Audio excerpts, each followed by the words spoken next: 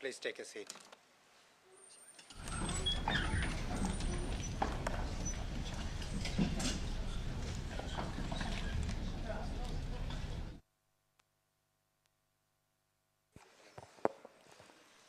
Before we start the meeting, could I ask all present to please treat everyone in the chamber with respect. I call upon Reverend Canon Daniel Burton for a reflection.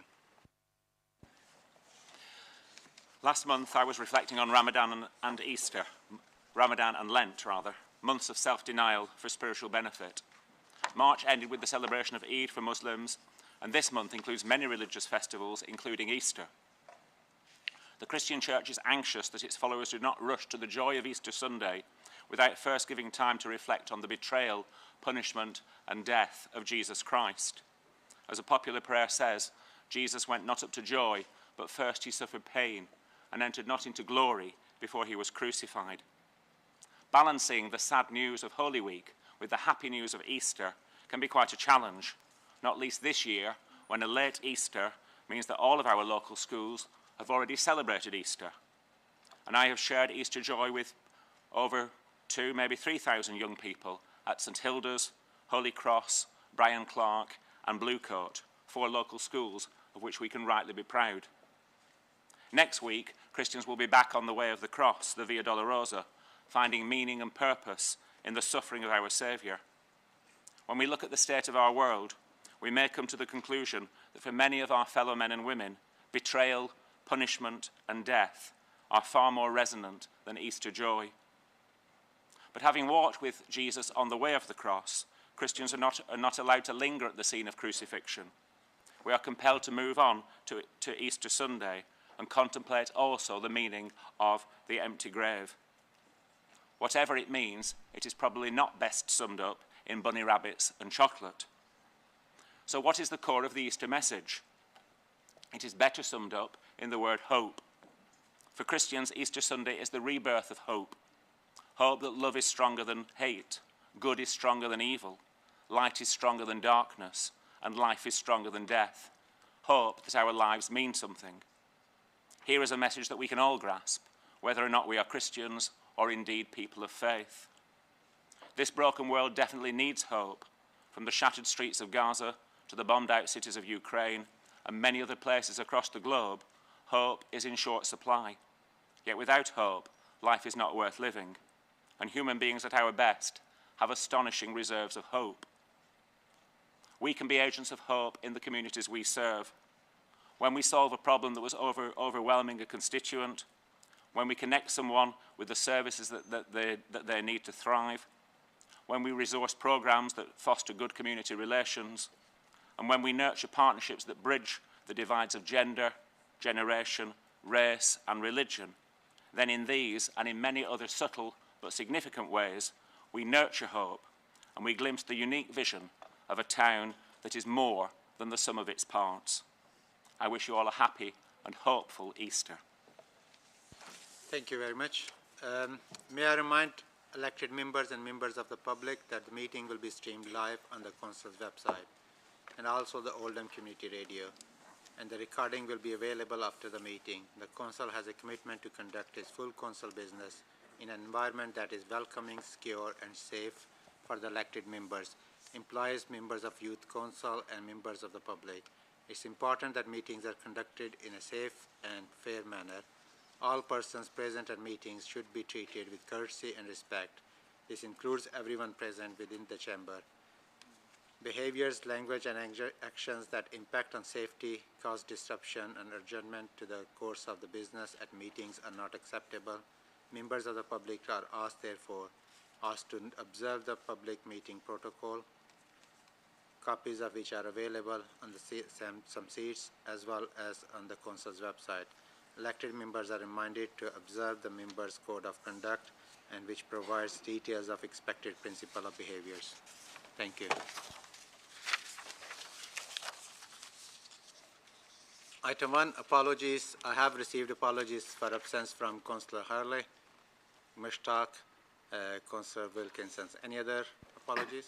Sorry, Councillor Williamson. Sorry, apologies. Mr. Mayor, Councillor Burns had a puncture, so she may arrive late, but if she doesn't arrive, please can I pass on her apologies? Thank you. No other apologies. Item 2, minutes. Please note this: the agenda for the 2 nights meetings include the minutes from the council meetings as follows: 18th December reconvened on 20th January 2025, 12th February 2025 extraordinary meeting regarding CSE, 12th February 2025 extraordinary meeting regarding PFE, 6 March 2025 extraordinary meeting regarding the appointment of the Chief Executive and the designation of the Section 151 officer, 6 March 2025 budget meeting. Does any member wish to comment on any of the minutes that are presented? Okay. Can Council agree that minutes of these meetings be approved as correct records? Thank you. Item 3, declaration of interest. Are there any declarations of interest from members in the respect of matters to be determined by the Council at the meeting? Can members declare any matters to the meeting? Councillor Gafoor? Yeah, sorry, item 10, the HMO. We already got that thing. Okay. Item 4, urgent business. I think you might be aware that this is my last full council meeting apart from a handover meeting AGM, so I just wanted to take this opportunity to say thank you to each and every one of you for cooperating. We had some tough times, hard times, but I do value that you taken appropriate steps to listen to me, to enable me to do this job, and none of that ever is being personal, but I appreciate all the support I received from all across the chamber, so thank you for that. And please don't insist for me to stay for third year now. Not doing that. Where is Eddie? Okay. That was a joke, Eddie. Council is asked to note the motion 2 at item 11, WASPI Women, will be moved by Councillor Marland and not the Councillor Bishop as previously notified. Council is asked to agree that we bring forward item 13 on agenda political balance and consider this as item 7 after the petition item. Can I ask the leader to move this, and I can ask Councillor Gafoor to second this? Move, Mr. Mayor. Sorry, yeah, I'd like to second it, and could I say a few words, please, if that's okay? I think you will have an opportunity later on under that item. All those in favour? Anyone against? Any abstentions? Okay. Thank you very much. Item 5, communication relating to the business of the Council. Further, to recently received correspondence from Jess Phillips MP, Minister of Safeguarding and Violence Against Women and Girls, included in the supplementary agenda. I'm going to allow the Chief Executive to speak, updating members on issues relating to the CSE inquiry. After the Chief Executive has spoken, I will give opportunity to others. Thank you, Mr. Mayor. Council may have seen news headlines yesterday which suggested that the government was stepping away from the 5 inquiries into child sexual exploitation they announced earlier in the year. This follows a statement that the Safeguarding Minister, Jess Phillips, gave to the Commons yesterday, which suggested a change in focus for the funding agreed for these inquiries. I wanted to give a categorical assurance to Council that this announcement has no impact on Oldham's local independent inquiry. The process for appointing Tom Crowther KC as independent chair and of commissioning independent legal support to the inquiry continues.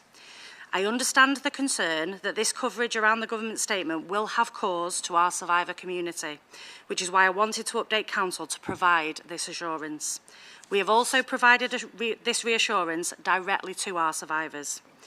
We remain in conversation with the Home Office about how they will support our local inquiry going forward, which will include funding from that £5 million fund. Thank you. Thank you very much. I'm now going to allow the leader, Councillor Shah, to address members, updating Council on places for everyone. Thank you, Mr. Mayor. I just wanted to bring members' attention to correspondence we received yesterday afternoon that the Ministry of Housing, Communities and Local Government responded to our letter requesting revocation of the places for everyone. It won't surprise the Chamber that I'm grateful that they have seen sense and rejected this request. The government has seen through what I would say is reckless attempts made by the Liberal Democrats and the Conservatives to put our green belt at risk. As far as the administration is concerned, we agree with the government that this is the right decision for Oldham. We've already seen chaos caused in nearby Stockport by the Liberal Democrats there, playing silly political games with an issue that's too important. Places for Everyone is a brownfield first plan. It protects 97.5% of our green belt. It has seen us take out hanging chadder in Royton and wood houses in Failsworth, and we will be able to deliver much needed homes for our residents, and it's our job now to make sure that we deliver that. Thank you. Thank you. Regarding item 11, notice of opposition business, I'm proposing that the time for this item be allocated as follows. Oldham Group's motion 10 minutes, Liberal Democrat motion 10 minutes, Conservative motion 5 minutes, and Independent motion 5 minutes. Item 6, petitions. Mr. Mayor. There are no petitions for this meeting of the council to consider. Yes, Councillor Woodburn. Thank you, Mr. Mayor. I'm just going to go back to item 5, if you don't mind. I'd like to propose to suspend procedure rules part 4A 2.1.3I relating to questions to the leader to allow me time to ask a question to the leader as the minority I'm quite happy opposition for you to leader, propose it, possible. but let us get to that item first, please. Well, this is items relating to council business, so I just No, thought I to raise think it this now. is the item when you get to the leader's question. Oh, I can say it again then if you want me to. Yeah, we'll get to that Okay, item and thanks. you can propose. Okay. I struggle with my memory. No, you derailed me again. I don't really struggle, sorry. I'm just trying to get that now. That's fine. There are no petitions for this meeting of the council to consider. As agreed, we have brought forward item 13, review of political balance on committees. A call on Councillor Shah to move and Councillor Jabbar to second the report. Move, Mr. Mayor. Second, Mr. Mayor. Does any member wish to speak? Yes. Yes, okay. Councillor Kapoor. Thank you. Thank you, Mr. Mayor. Fellow councillors, I'm just going to speak for a few minutes. It gives me great pleasure to formally welcome Councillor Graham Sheldon into the Oldham Group. Councillor Sheldon brings with him a strong record of service, independence of thought, and a deep commitment to the people of Oldham. His decision to join us reflects a growing recognition that this borough is in urgent need of change. With his addition, I am proud to say that the Oldham Group is now joint main opposition on this council. Excuse me? It certainly is, yes, yes. Sorry, please, no cross-talking. Please. Any problems with that? No, Councillor Lewis. When you were getting it, was that a No, problem? Councillor Councillor Kapoor, Quick, please, can you was talk it? through me? Sorry, Sorry, please. sorry, Mr. Mayor, I'm sorry. I was rudely interrupted by the child there. Councillor Sorry, Craig, please. Um, This is my I last am proud- meeting. No problem. 100%. So, with this addition, I am proud to say that the Oldham Group is now the joint main opposition on this council. And with that comes great responsibility, a responsibility we fully accept, to hold this Labour administration to account. Because what we have seen over the past few years, and particularly since Labour returned to power, is nothing short of incompetence. Year after year, Oldham has deteriorated under their leadership. Services are stretched, streets are dirty, communities are disillusioned, and hope is in short supply. This is why tonight I am announcing that the Oldham Group will be bringing forward a vote of no confidence in this administration at the annual council in May. But now I speak directly, not to Labour, but to the 32 other councillors, opposition councillors in this chamber. This is your moment. The people who elected us did this with a clear message. They wanted change. They wanted to end Labour's grip on Oldham, and now it's up to us. At the meeting in May, you will have a clear choice. Stand with Labour or stand with the people. Join us in taking Oldham in a new direction, one that is ambitious, that roots out incompetence, and that genuinely delivers for our communities.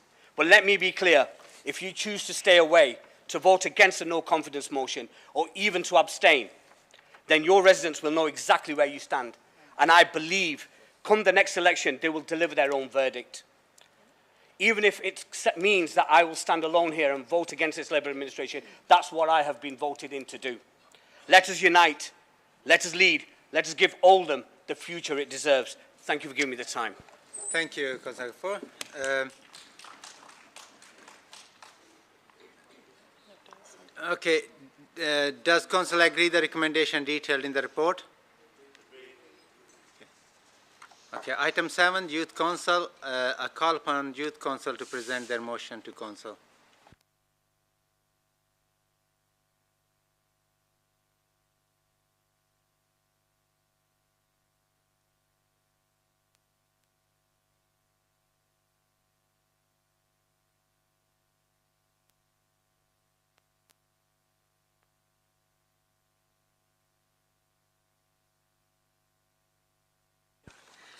Hi everyone, thank you for listening to us today. My name is Neve Roberts and I'm a Youth Councillor for East District. And I am Hassan Jabbar, a Youth Councillor for South District and the Vice Chair of the Oldham Youth Council. For over a decade, young people in Oldham have made it clear mental health is a critical issue we face every day. Since 2012, each year, mental health has come in the top 5 issues of Make Your Mark, a national consultation where young people tell us what is important to them. The Oldham Youth Council hasn't wavered in prioritising mental health. Over the last 10 years, we've secured access to Hooth.com, an online counselling service. We push for reviews and funding for early intervention services in schools and colleges. We partnered with Oldham Theatre Workshop to raise awareness through productions like Standard Day and A Boy in the Black Box. And we have run our own campaigns, SNAP and I Love Me, to tackle specific mental health challenges and boost self-esteem. But more needs to be done. The need for support in this time has only grown, especially since the pandemic, with mental health cases rising by 12% since before COVID. According to Mind's Big Mental Health Report, 1 in 5 children and young people in England have mental health problems, but only a third of these were able to access treatment in 2023. Our research and consultation seems to show the situation may be much worse. The average waiting time in Oldham for an assessment is reported to be 16 to 18 weeks. However, the reality for some is much longer. Young people have told us they have waited up to 6 months for a consultation, with their peers having only waited 1 month. This would still give the average waiting time mentioned above, but perhaps doesn't give the full picture. This is also not the end to the waiting. After the initial assessment, there's a further wait for treatment. However, when talking with young people, this wait could be up to a year, meaning the possible wait of 18 months before receiving the support they need. In this time, we would expect the support needs to increase, putting further stress on the services and their ability to reduce waiting times. To address this, we feel there needs to be more scrutiny over waiting times so that we can fully understand at what level young people are having to wait to receive treatment. We recognise that spending on mental health services has increased. In 2022 and 23, just under £1 billion was spent on children and young people's mental health, with £12.8 billion on all mental health services overall. Looking at the research, though, 50% of mental health illnesses in adults start showing symptoms by the age of 14, and 75% experience symptoms before they are 24. This suggests more investment into children and young people's mental health services could save money in the long run. At the last election, Labour's manifesto promised to improve mental health services for young people. We would urge them to act swiftly on these promises.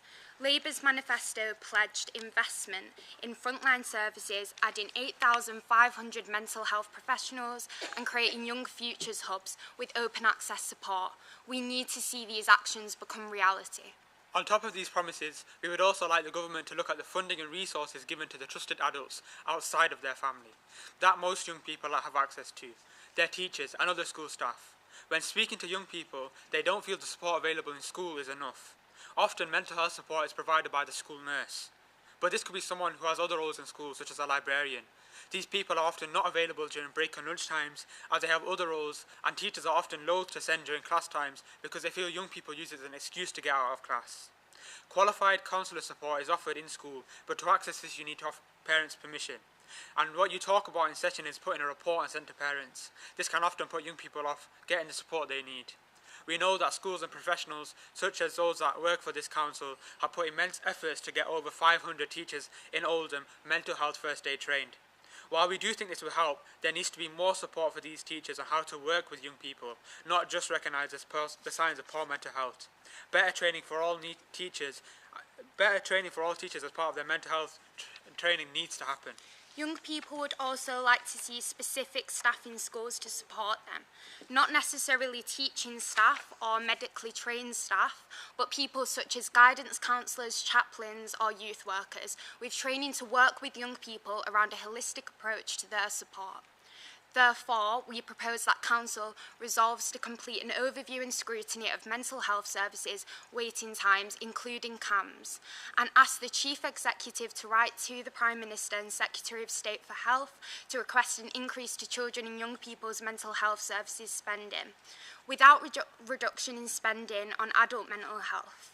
to again ask the government to ensure that adequate funding and resources are made available to schools and colleges to allow them to invest in the early intervention services, and for an update on their manifesto commitments. Thank you. Can I say thank you very much to both of you and to Youth Council. I think that's one of very meaningful motion ever been brought to this council, and you're absolutely right. I think there should not be a stigma, but also a confidentiality of young people should be respected, same as it's been respected for adults. So well done. Now, I have Councillor Harrison first, and then Councillor Bishop to speak. Thank you, Mr Mayor, and thank you, Neve and Assad. I rise to move this very important motion. How could I not? Hearing the stories of our young people and from personal experiences within my own family, it is only right that we as a council resolve to complete a scrutiny study of mental health services waiting times here in Oldham, and that we as a Labour administration push our own government to increase spending for our youth mental health services, push for early intervention services, and for an update on our manifesto commitments. But it's more than that. As corporate parents, it would be a dereliction of duty for us not to want to push for the best for our young people. Suffering and living with mental health issues is debilitating. It affects relationships with others, your relationship with yourself, your ability to study and work, your ability to be able to function within society. It affects the way you think, feel and interact with the world. And so to read and hear that 50% of adults with mental health issues start showing symptoms at the age of 14 and 75% experience symptoms before they're 24 only highlights the need for preventative work, not reactive. It is right, therefore, that we ask for an increase in spending for youth mental health services while simultaneously not decreasing the spending of adult mental health services. As a bit of a request, a plea to all members. Charity members have financially, using their ward budget, supported mental health services for young people for a number of years now through a project called Off the Record. With us now being the West District, it has extended to Wearmouth, but for all we wish we could do, this is merely a lump of ice off a giant iceberg called mental health. Other members are urged to do something similar in their districts, and if you require support in doing this, please do reach out to us. Once again, thank you to the Youth Council, and in particular Assad and Neve, for bringing this important motion forward and for all the work you have done around this matter since 2013. Please support their motion. Thank you. Thank you. Councillor Bishop. Thank you, Mr Mayor. I too would like to thank Neve and Assad and our brilliant Youth Council for presenting this really important motion, and I fully support its sentiment. I also hear and agree that our schools are still struggling to meet the mental health support needs of young people and often don't have the resources available to respond effectively, even when the will and the understanding is there. It's also essential that all teaching staff are trained in spotting the early symptoms of mental and emotional health issues and know how to respond appropriately. Young people now live in a completely different world to the one that most of us in this chamber were raised in. They face a constant deluge of information and influence, regardless of whether they want it or not. They live in a world where they are under constant scrutiny and pressure to behave or present in a certain way. There is no escape from the omnipresent negative messaging that they are subjected to, and few safeguards or protections with which to mitigate it. A situation worsened, in my opinion, in Oldham by the decommissioning of our neighbourhood youth clubs 10 years ago, leaving far fewer safe spaces left for them to work through their emotional and mental health struggles. And we need to do more to put this right. Although public consciousness and debate around mental health has increased, it's a national disgrace that the thresholds for CAMHS are so high that many of those who were referred for support and intervention are initially declined for not meeting the criteria and therefore feel further rejected by a system that encourages them to come forward and ask for help, but then turns them away when they do so. This in turn triggers a more rapid decline in mental well-being, a sense of hopelessness and indeed a betrayal of trust. It takes an awful lot for a young person to put their faith in someone enough to share their mental health struggles. Wouldn't it be great if we could arrive at a place where they were responded to effectively at the first time of calling, rather than waiting for them to join the thousands presenting in A&E, having harmed or attempted to harm themselves in some way? The only way it appears currently to be able to fit the criteria.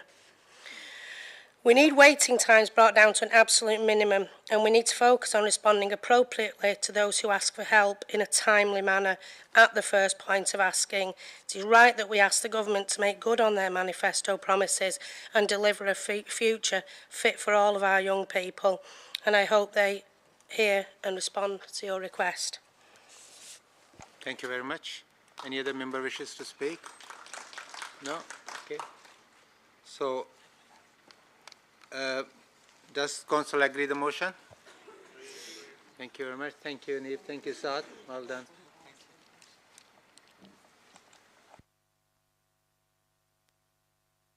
Public questions. So we have 15 minutes. In line with the Council procedure, Rule 10, Council will consider all questions submitted in order received. The time allowed for public question is a maximum of 15 minutes. Once this time limit expires, no further questions will be asked. There is no right of reply to answers given. I will advise the name of the questionnaire and will read out the questions and ask the relevant cabinet member and the deputy to respond. Responses will be limited to a maximum of 2 minutes. If the time limit has expired and questions remain outstanding, the responses will be published on the Council's website shortly after the meeting. The first question is from Christine Turner. There are exceptions to PD legislation that allow elected and unelected officials to support residents with negotiating telecom infrastructure, such as planning drop curbs, building driveways, and householders' deeds, which restrict overheads infrastructure. Are officials aware they can support their constituents in these circumstances? IXW's poor practices have recently endangered E&W engineers and the public by installing poles too close to electricity lines. Is Oldham Council willing to risk constituent safety by allowing these companies' reckless behavior? Can Cabinet member confirm any changes to the government's guidance for telecoms companies on best practices for installing new equipment? I call upon Councillor Taylor, Statutory Deputy Leader and Cabinet Member for Decent Homes to reply. Thank you, Mr Mayor, and thank you to Christine Turner for her question. So the Council is aware of concerns raised about IX Wireless's infrastructure and how their contractors are installing it. Unfortunately, however, there are no exceptions to permitted development legislation that allows the Council as a local planning authority to intervene, as you suggest. In relation to highways permits, Council officers have liaised with IX Wireless recently on the installation of their infrastructure by contractors and for a time withdrew all permits to IX Wireless whilst they provided comfort to us that they and their contractors would improve their procedures for installations. They have now done so, and we are granting highways permits where appropriate to IX Wireless again. In terms of guidance from the government for telecoms companies on best practice for such installation of new equipment, ultimately we as a local planning and highways authority are governed by legislation and regulations, and none of the relevant planning and highways related legislation and regulations for communications infrastructure have recently changed. Thank you. Thank you very much. The next question is from Mark Rogue. During Council debates, the use of jargon, particularly by portfolio leads, in my experience is prolific. While councillors may well understand the jargon, use the general public, including me, do not. Can the Council explore ways of limiting the jargon use? There are several cost-effective solutions to this issue. For example, a crib sheet for attendees or a jargon notes list on the YouTube channel. I call upon Leader and Cabinet Member for Building a Better Oldham Council Short to respond. Thank you, Mr Mayor, and thank you, Mr Rolfe, for your question. And it does raise a really important point I think elected members, as we know, are public representatives. Council officers are also public servants. And for both of us, the key word there is public. And we should always remember that the public should come first. We should therefore always try to speak in plain English, and I agree with that. It's a pet peeve of mine as well, jargon, and we should avoid it as much as we possibly can. Sometimes there is a reality, Mr. Mayor, that we have to use technical language, which I understand isn't helpful, but we should always make an effort to explain it as well. I know that the Local Government Association does have a glossary that is available, which does describe and explain some of that jargon, and that is like available on their website, and I would recommend members of the public to use it. But more importantly, I am going to take this opportunity in response to this question to remind my cabinet colleagues and officers of the council that we should always strive to speak in a way that the public understands. Thank you, Mr. Mayor. Thank you very much. Question from Nicola Brown. In February 2024, Councillor Sykes wrote to the CEO and leader asking, as only 13 councillors had valid DBS checks, what actions they would take to ensure due diligence was carried out and by when it would be expected for all to have one. 12 months on, can the leader confirm the numbers of councillors who have valid DBS checks? If below 60, are steps being taken to address this? And when can we expect all 60 councillors to have one?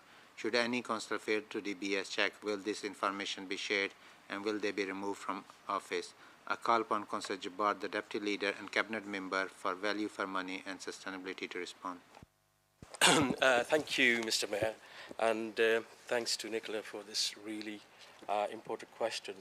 So Council can't force members to complete a DBS check. So DBS stands for Disclosure Barring Service, just to make sure that we explain the jargon.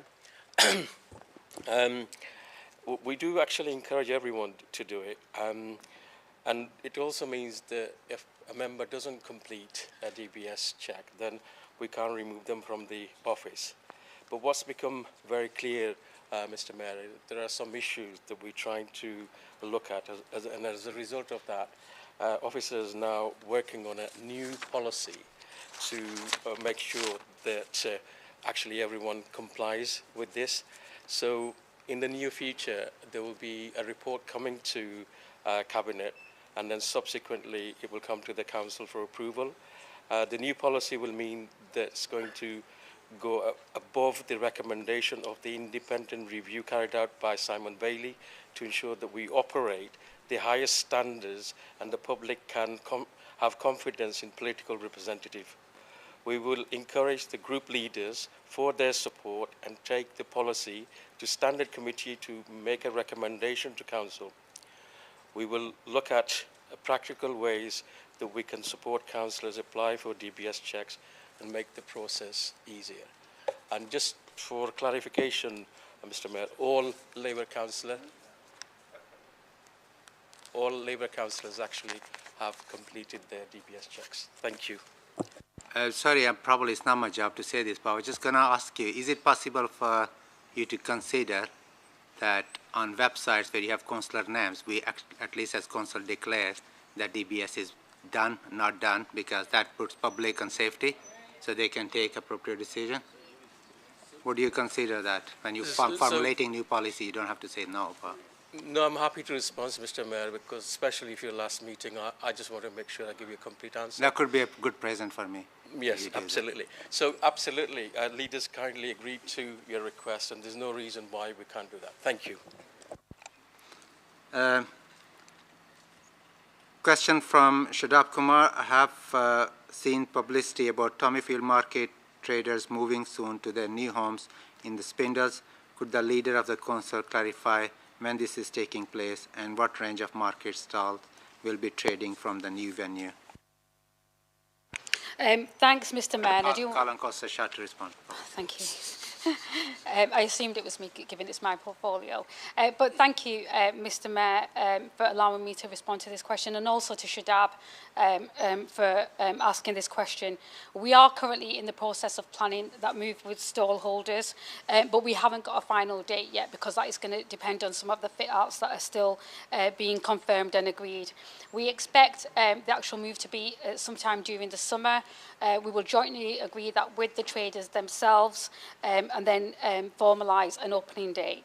But I am really pleased to actually reconfirm that thanks to the Community Regeneration Fund that has been recently announced by the government, we are going to be covering the costs of the move, and where required, some of the fit-outs and anything that we can to support the market traders.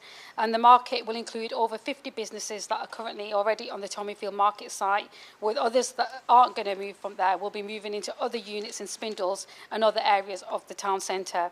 And it gives me the opportunity to also acknowledge how important our traders are to our borough, and how important they are to as part of our regeneration plans as well. And I'm really pleased on a personal level about how we've really managed to work closely with them over the last 2 years. I can't wait till the new market opens for them this summer, and I can't wait for our residents to be able to enjoy the experience as they thrive in this new chapter in their lives. Thank you. Thank you very much. Next question is from Hannah Roberts. The Millgate Theatre in Delft is a community theatre offering live theatre, music and film run by and for local people, based in a historic building in a conservation area. The Saddleworth Players will be 100-year-old in 2027. What support can the council give towards the building for the future fundraising campaign to preserve and extend the work at the Millgate, including developing the Saddleworth Players Youth Group? I call upon Cabinet Member for Thriving Communities and Culture, Councillor Dean, to respond. Thank you, Mr. Mayor, and thank you, Anna, for the question. The Council are currently in the process of transferring the freehold of the property to the Arts Centre to allow them to apply for external funding to complete the structural works to the building and preserve it for future generations. Also, I would encourage the theatre company to engage with the cultural partnership, where they would have direct access and consultations that might be very beneficial to them. Thank you. Question from Catherine Phillips. I'm really dismayed with W.H. Smith has put up all their high street shops for sale, including the one in the Spindles. This was announced just after it became the public. The post office is also under threat. What can the council do to make sure there is an easily accessible town centre post office?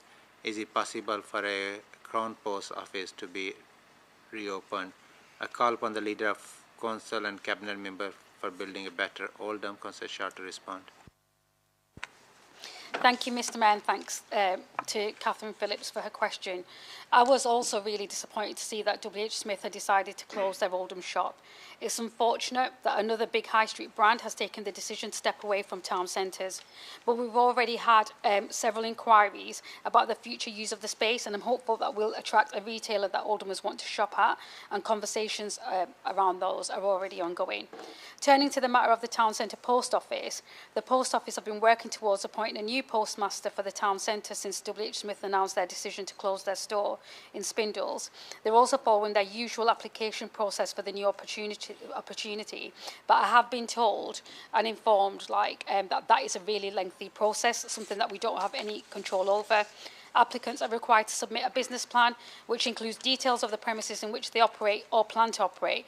So because the council are really keen to retain the post office within the town centre, we have worked via our appointed letting agents to help this process as much as we can. We've received a number of queries from interested parties about details of available units in Spindles for a new office, post office, and our letting agents have agreed cost and lease terms with a number of potential franchises in that regard. So it's now up to the post office to select their preferred postmaster. That isn't a process that we have any influence over, but it's a confidential process with the post office, and unfortunately, until the post office inform us, we're not going to be able to confirm who they've appointed as an operator. Thank you, Mr. Mayor. Thank you. The next question is from Louis Farnworth. My question is about PIP payments due to the cuts on personal independence payments. That those unable to work, are you going to carry on taking PIP contribution to care despite the National Labour Party reducing PIP payments, which will leave the most vulnerable in poverty?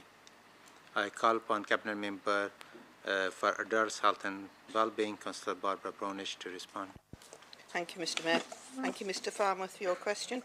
So people in receipt of adult social care services are required to be means tested to determine their eligibility for financial assistance with care costs.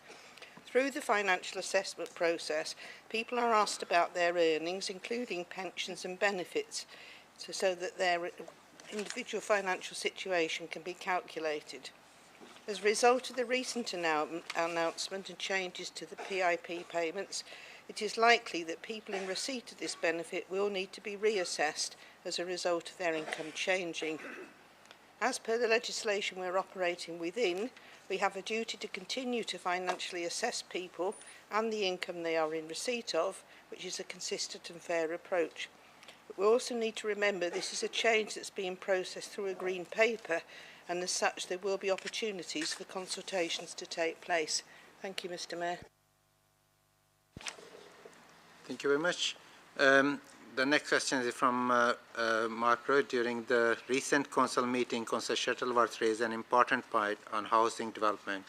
The council lead did not have the information to hand, but promised to supply Councillor Shuttleworth with the information.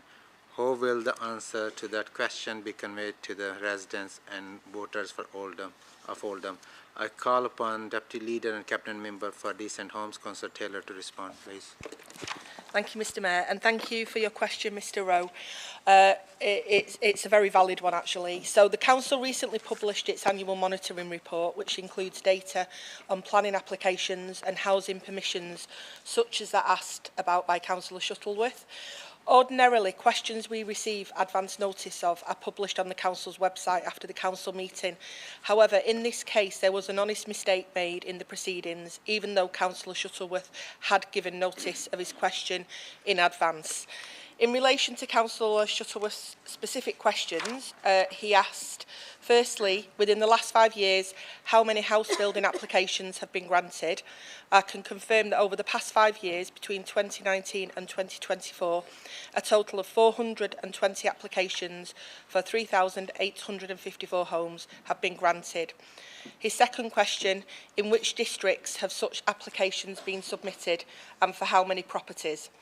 I can confirm that applications have been approved in all districts, the most in North District with 1,251 homes and the least in West District with 410 homes.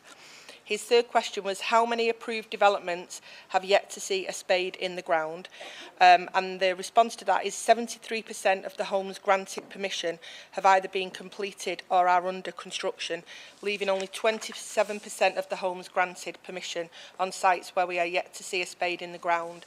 So again, apologies that that didn't go on the website, and we will obviously be more diligent in future. Thank you. Thank you very much, Councillor Taylor, and that's the probably first time we managed to go through all the questions, so thank you, everyone. Item 9, we will now take item 9, reports of leader and cabinet members. There are 90 minutes set aside for this item. Each cabinet member has a maximum of up to 4 minutes to present the report, with a further 6 minutes of questions from non-executive members. We have received several questions in advance from Councillor Craig, which have been accepted. I understand, Councillor Craig, that you have received written answers to all of those questions, and they will publish on the council website after the meeting. I am mindful that there are 2 questions you want to ask to the 2 minutes. Sorry, I'll count to them. 2 minutes, and I'm mindful there are 2 questions you want to ask, and if you have time, of course you can. So, sorry, go on, Councillor Woodburn. To suspend procedure rules part 4A 2.1.3I relating to questions to the leader to allow me to ask a question as the minority opposition leader should time run out, which I expect it will once councillors Gafford and Sykes have spoken. So I take it as a motion. Do we have any second? Seconded, Mr Mayor. Seconded. So we need to ask all those in the favour. We'll have to do counting, I think. Would you keep your hands up, please, just to make sure that I don't get it wrong?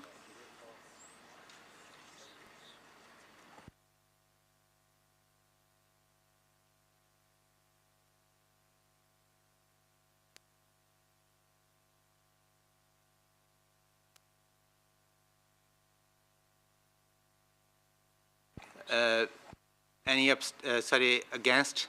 Please raise your hand.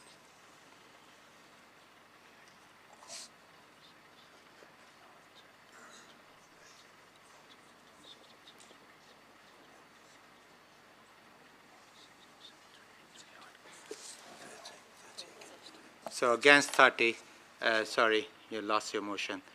Right. 26, 31. 31.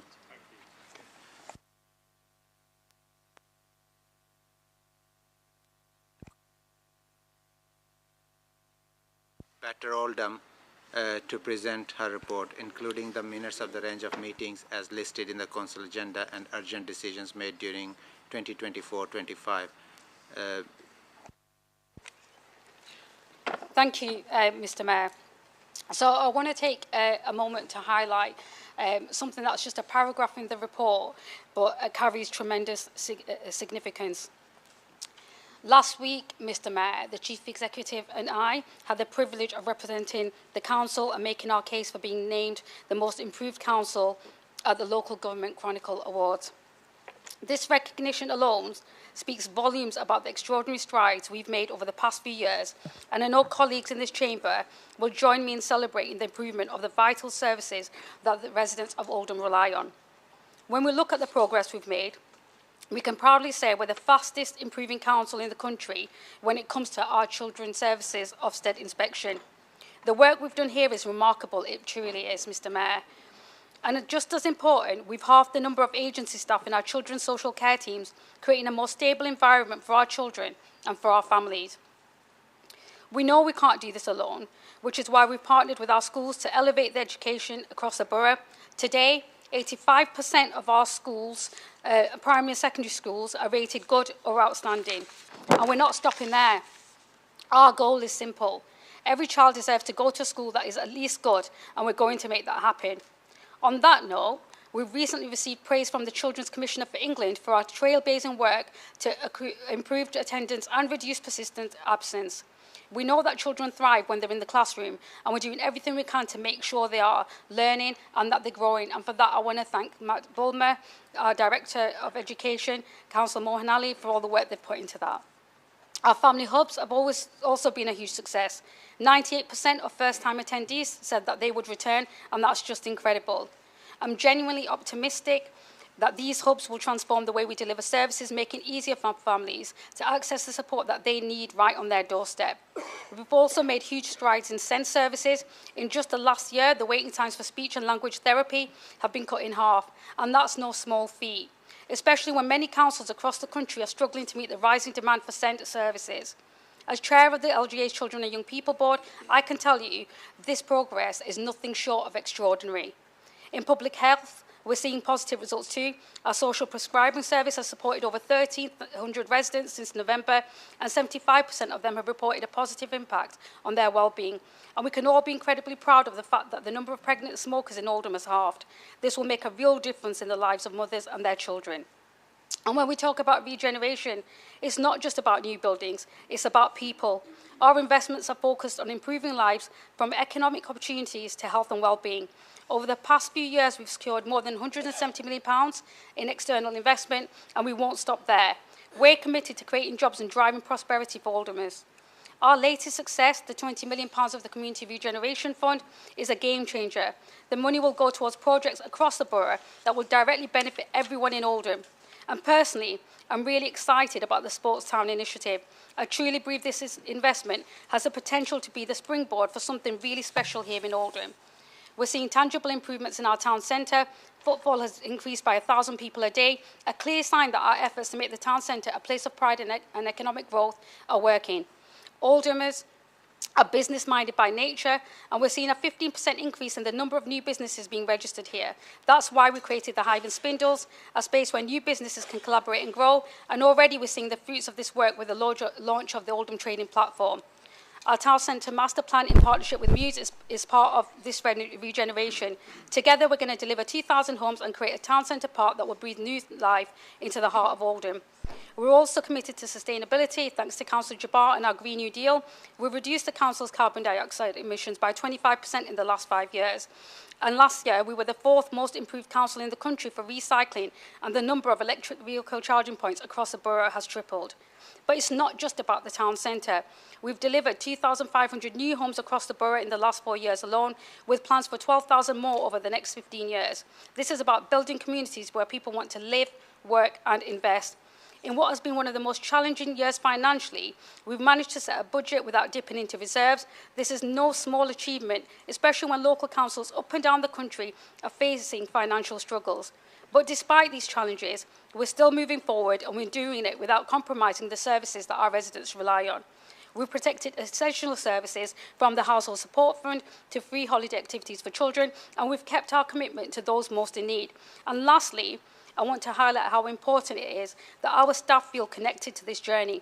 9 out of 10 staff members have feel trusted to do their jobs, and 85% believe they are making a positive impact on the services they deliver. These results are proof that the people working in the heart of our council are as committed as we are to improving the lives in Oldham. But I'm not naive, Mr. Mayor. I know we don't get everything right. Sorry, you're out of time, sorry. Okay, thank you, Mr. Mayor. Apologies. Okay, can I call on Councillor Sykes, leader of Liberal Democrat Group, to ask his first question? Thank you, Mr. Mayor. The new Labour government's been in office now for nearly a year, and let's have a look at their record so far. Labour started by refusing to lift the 2-child cap on universal credit, a measure which would have taken more than 11,000 children in our borough out of poverty. Next, they plunged 85% of pensioners in our borough into uncertainty by announcing cuts to winter fuel payments, including nearly 8,000 pensioners who are over the age of 80. Then came the hike in national insurance for all employers. One of the side effects has caused the cost of social care services to rocket in our borough and put a real squeeze on small businesses. We've also seen the scandalous cuts, or proposed cuts, to personal independence payment, which is a lifeline for so many people across our borough. It's there for a reason, to support people who can't work because they have health conditions that aren't going to get better, like Parkinson's and MS. Labour nationally have also abandoned their support for WASPI women. My question to the leader tonight is a simple one. Nearly a year into this Labour government, almost a year of austerity with a red rose, is this what she thinks people voted for?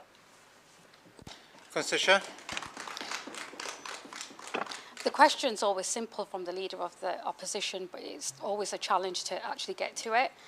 However, important points made from Councillor Howard Sykes, but I would like to remind him that it's 9 months of a Labour government, and we understand that public service isn't easy, it's complex, but what they inherited can't be underestimated. It was a lot worse than they had ever anticipated. The government is determined to fix the broken social security and welfare systems to support those who can work and do so, and protect those who can't, and that is a really important thing. So we can make these political points in the chamber if we like, because that's what this chamber is designed for, and some people love that opportunity, but there's a real serious issue in this, and that is that system's broken. We've heard the rhetoric around it, we've heard the kind of language that's used, but actually it is now an opportunity for us to make sure that we give those people who want to work not only the opportunity to work, but the respect that comes with it too. 1 in 8 young people from the broken system that the government inherited are not in employment, education or training. The Tories have effectively written off millions of people, trapping them in a life of inactivity and then blaming them for a rising benefits bill And they've done that to grab really cheap headlines instead of providing the support that they needed initially to get into work in the first place. We're committed, Mr Mayor, to ensuring that Oldham residents have access to impartial advice and support that they need and deserve. And this includes our own support and inclusion team, because we've never just relied on the government. We understand what our responsibility is as an administration, and wherever we can, we've used that opportunity to make sure that we fill in the gaps or we support people as and when they need it, regardless of what national policy may come. We understand what that responsibility is. We always factor it in, and we always have a firm commitment to support the most vulnerable in our communities. This includes our own support and inclusion team, welfare rights, and our commission services, such as Citizens Advice and Age UK. And an example of where we've been proactive in this area, you'll have seen most recently, is our pension credit campaign, where we wrote to hundreds of pensioners offering support to claim pension credit.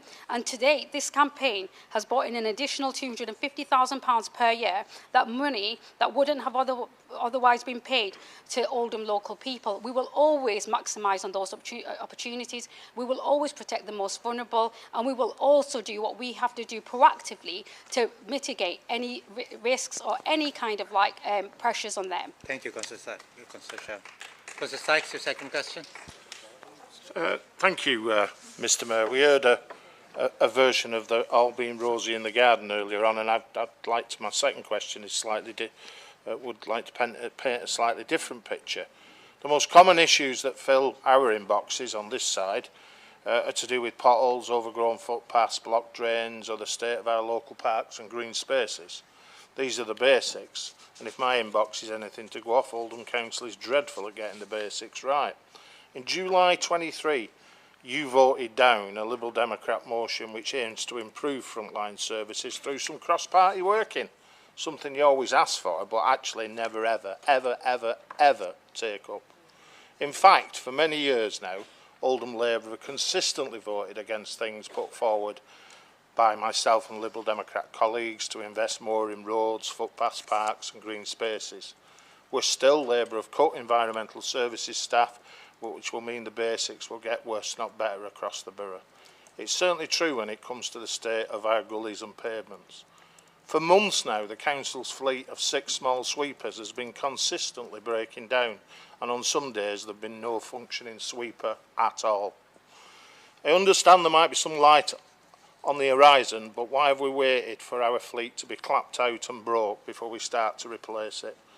Meanwhile, littering, dogfouling offences continue unabated, with the Council failing to issue fixed penalty notices in any meaningful way or consistently come up with stronger solutions to tackle the issue. Oldham Borough is deemed to be one of the worst fly-tipping hotspots in the North West. Does the leader accept that the Council is failing to get the basics right? And does she agree with me and us that the real way to show leadership would to make these basic services the subject of a scrutiny review this summer, so that all councillors of all parties and none can get involved and drive improvements together for the benefit of the citizens we all serve? Thank you, Mr Mayor. Sorry, we're out of time, but I'll give you 10 seconds to respond. Well, in short, what I would really like to point out is that Councillor Sykes is completely erasing and rewriting history. Any budget cuts have come forward because of the last 14 years of austerity, not the 9 months of government.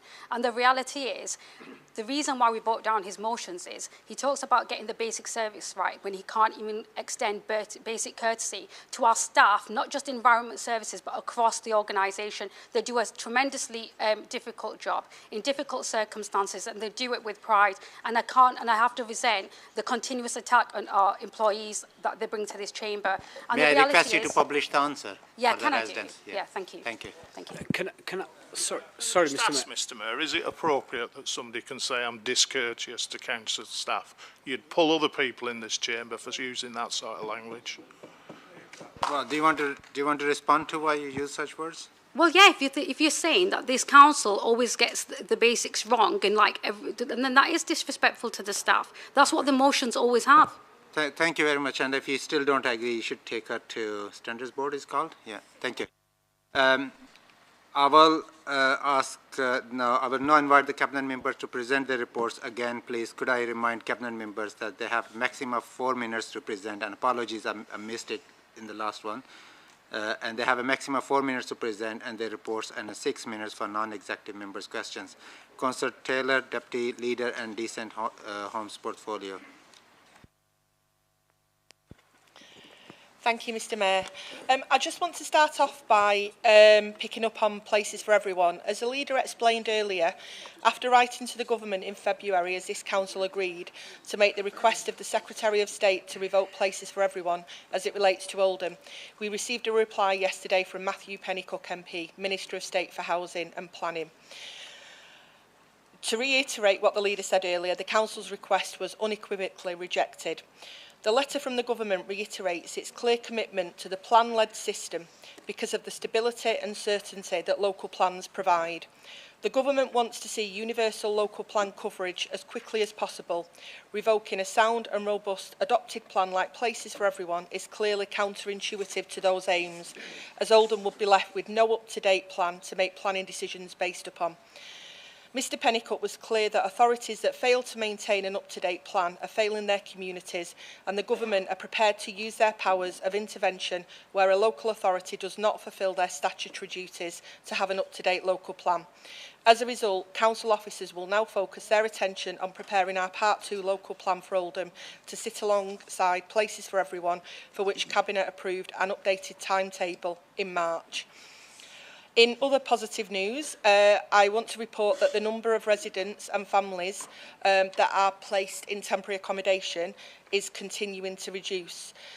As we all know, these figures peaked at the end of September last year, but in the intervening period, those numbers have reduced from 722 to 616.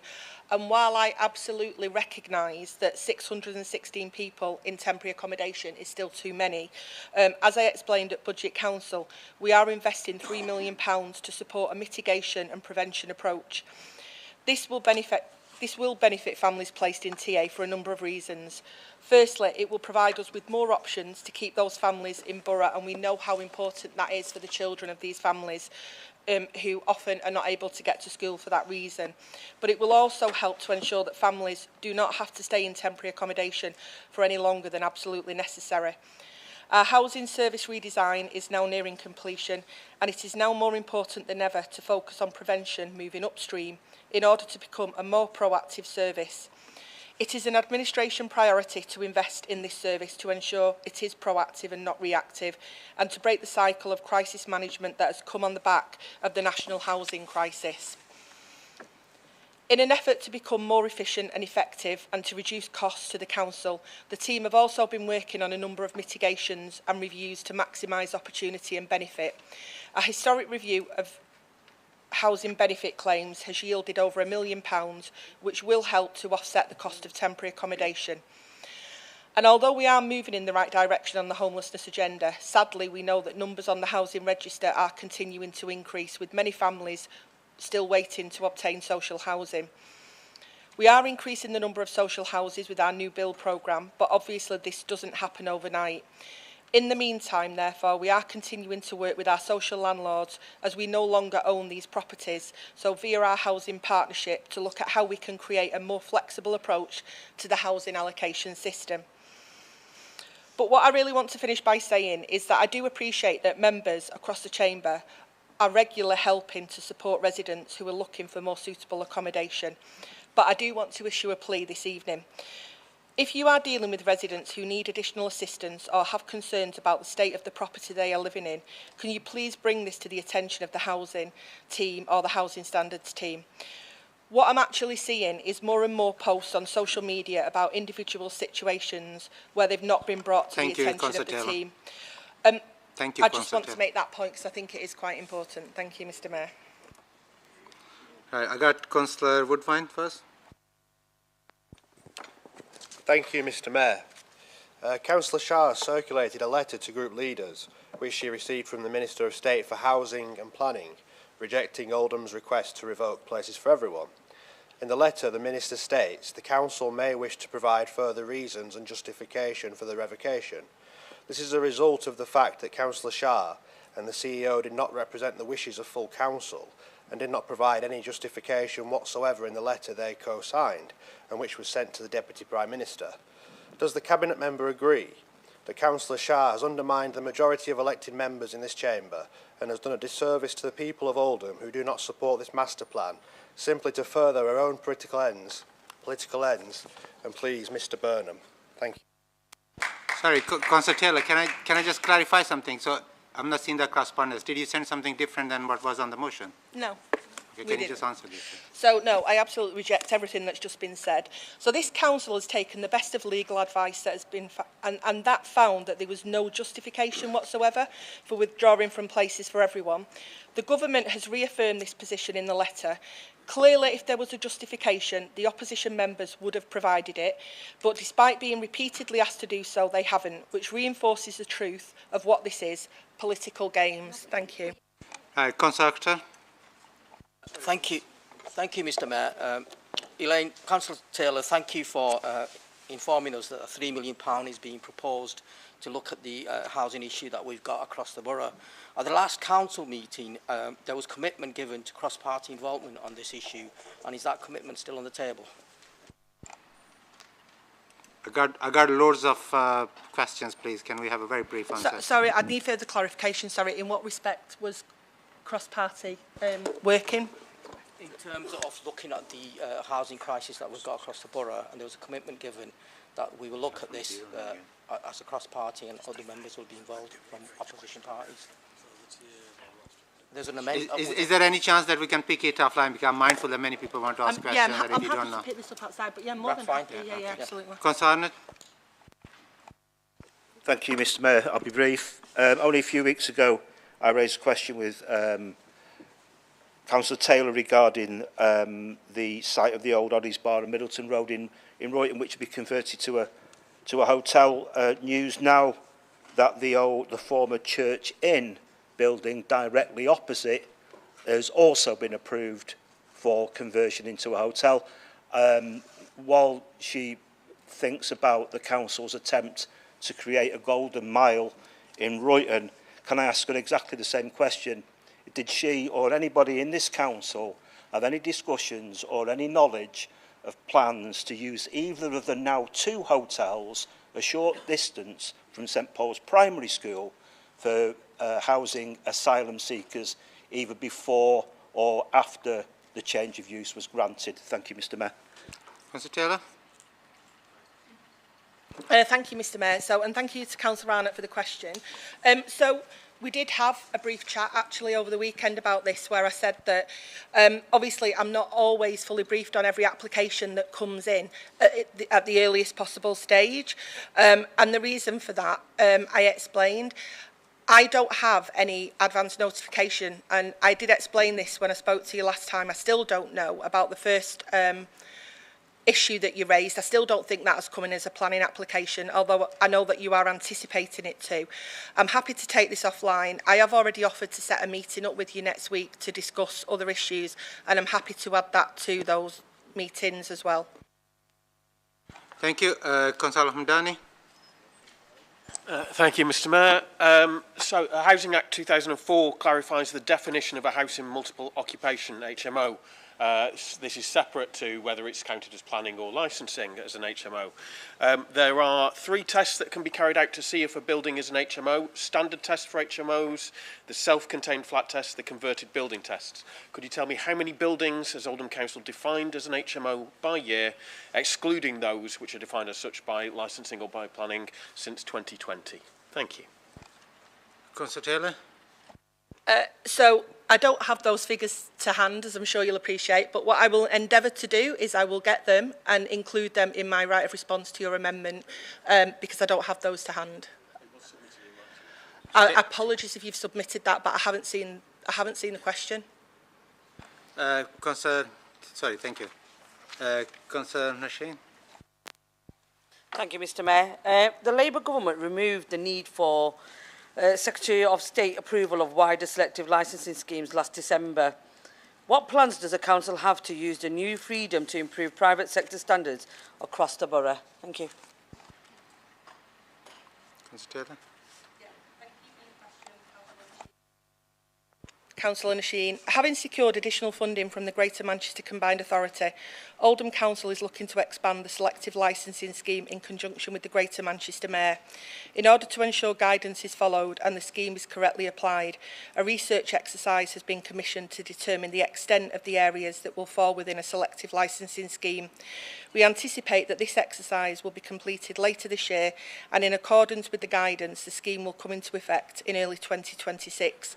In the meantime, the private sector housing team continues to respond to a range of issues raised by tenants in Oldham and uses a range of legal powers to ensure compliance and property standards. Thank you. I'm sorry, we don't have a time for other questions. I have people who indicated: Councillor Haynes, Councillor Iqbal, Councillor Malik, and Councillor Ghaffur. Please feel free to put your questions in writing so Councillor Taylor can give her responses in writing as well. So move on to Councillor Jabbar, Deputy Leader and Value for Money and Sustainability Portfolio. Councillor Jabbar. Yeah, thank you, Mr. Mayor. I'll just cover the main points. Obviously, last financial year has been extremely challenging, given the demand that we saw in adult social care, children's services, and temporary accommodation. And you'll recall that at the beginning of the first quarter, we were projecting an overspend of 26 million. But at the end of month 3, we were looking at 14.5 million. So obviously a massive amount of work has gone in to reduce that overspend. And I want to take this opportunity, Mr. Mayor, to thank the Chief Executive, the executive team, to the work they've done to reduce this overspend. It's really has been very, very difficult, and demand is still increasing in some area. We are really very eagerly waiting the spring statement in June to understand how that we can have a better fair funding formula, which will hopefully give us the resources that we need to continue to provide the services to our local community.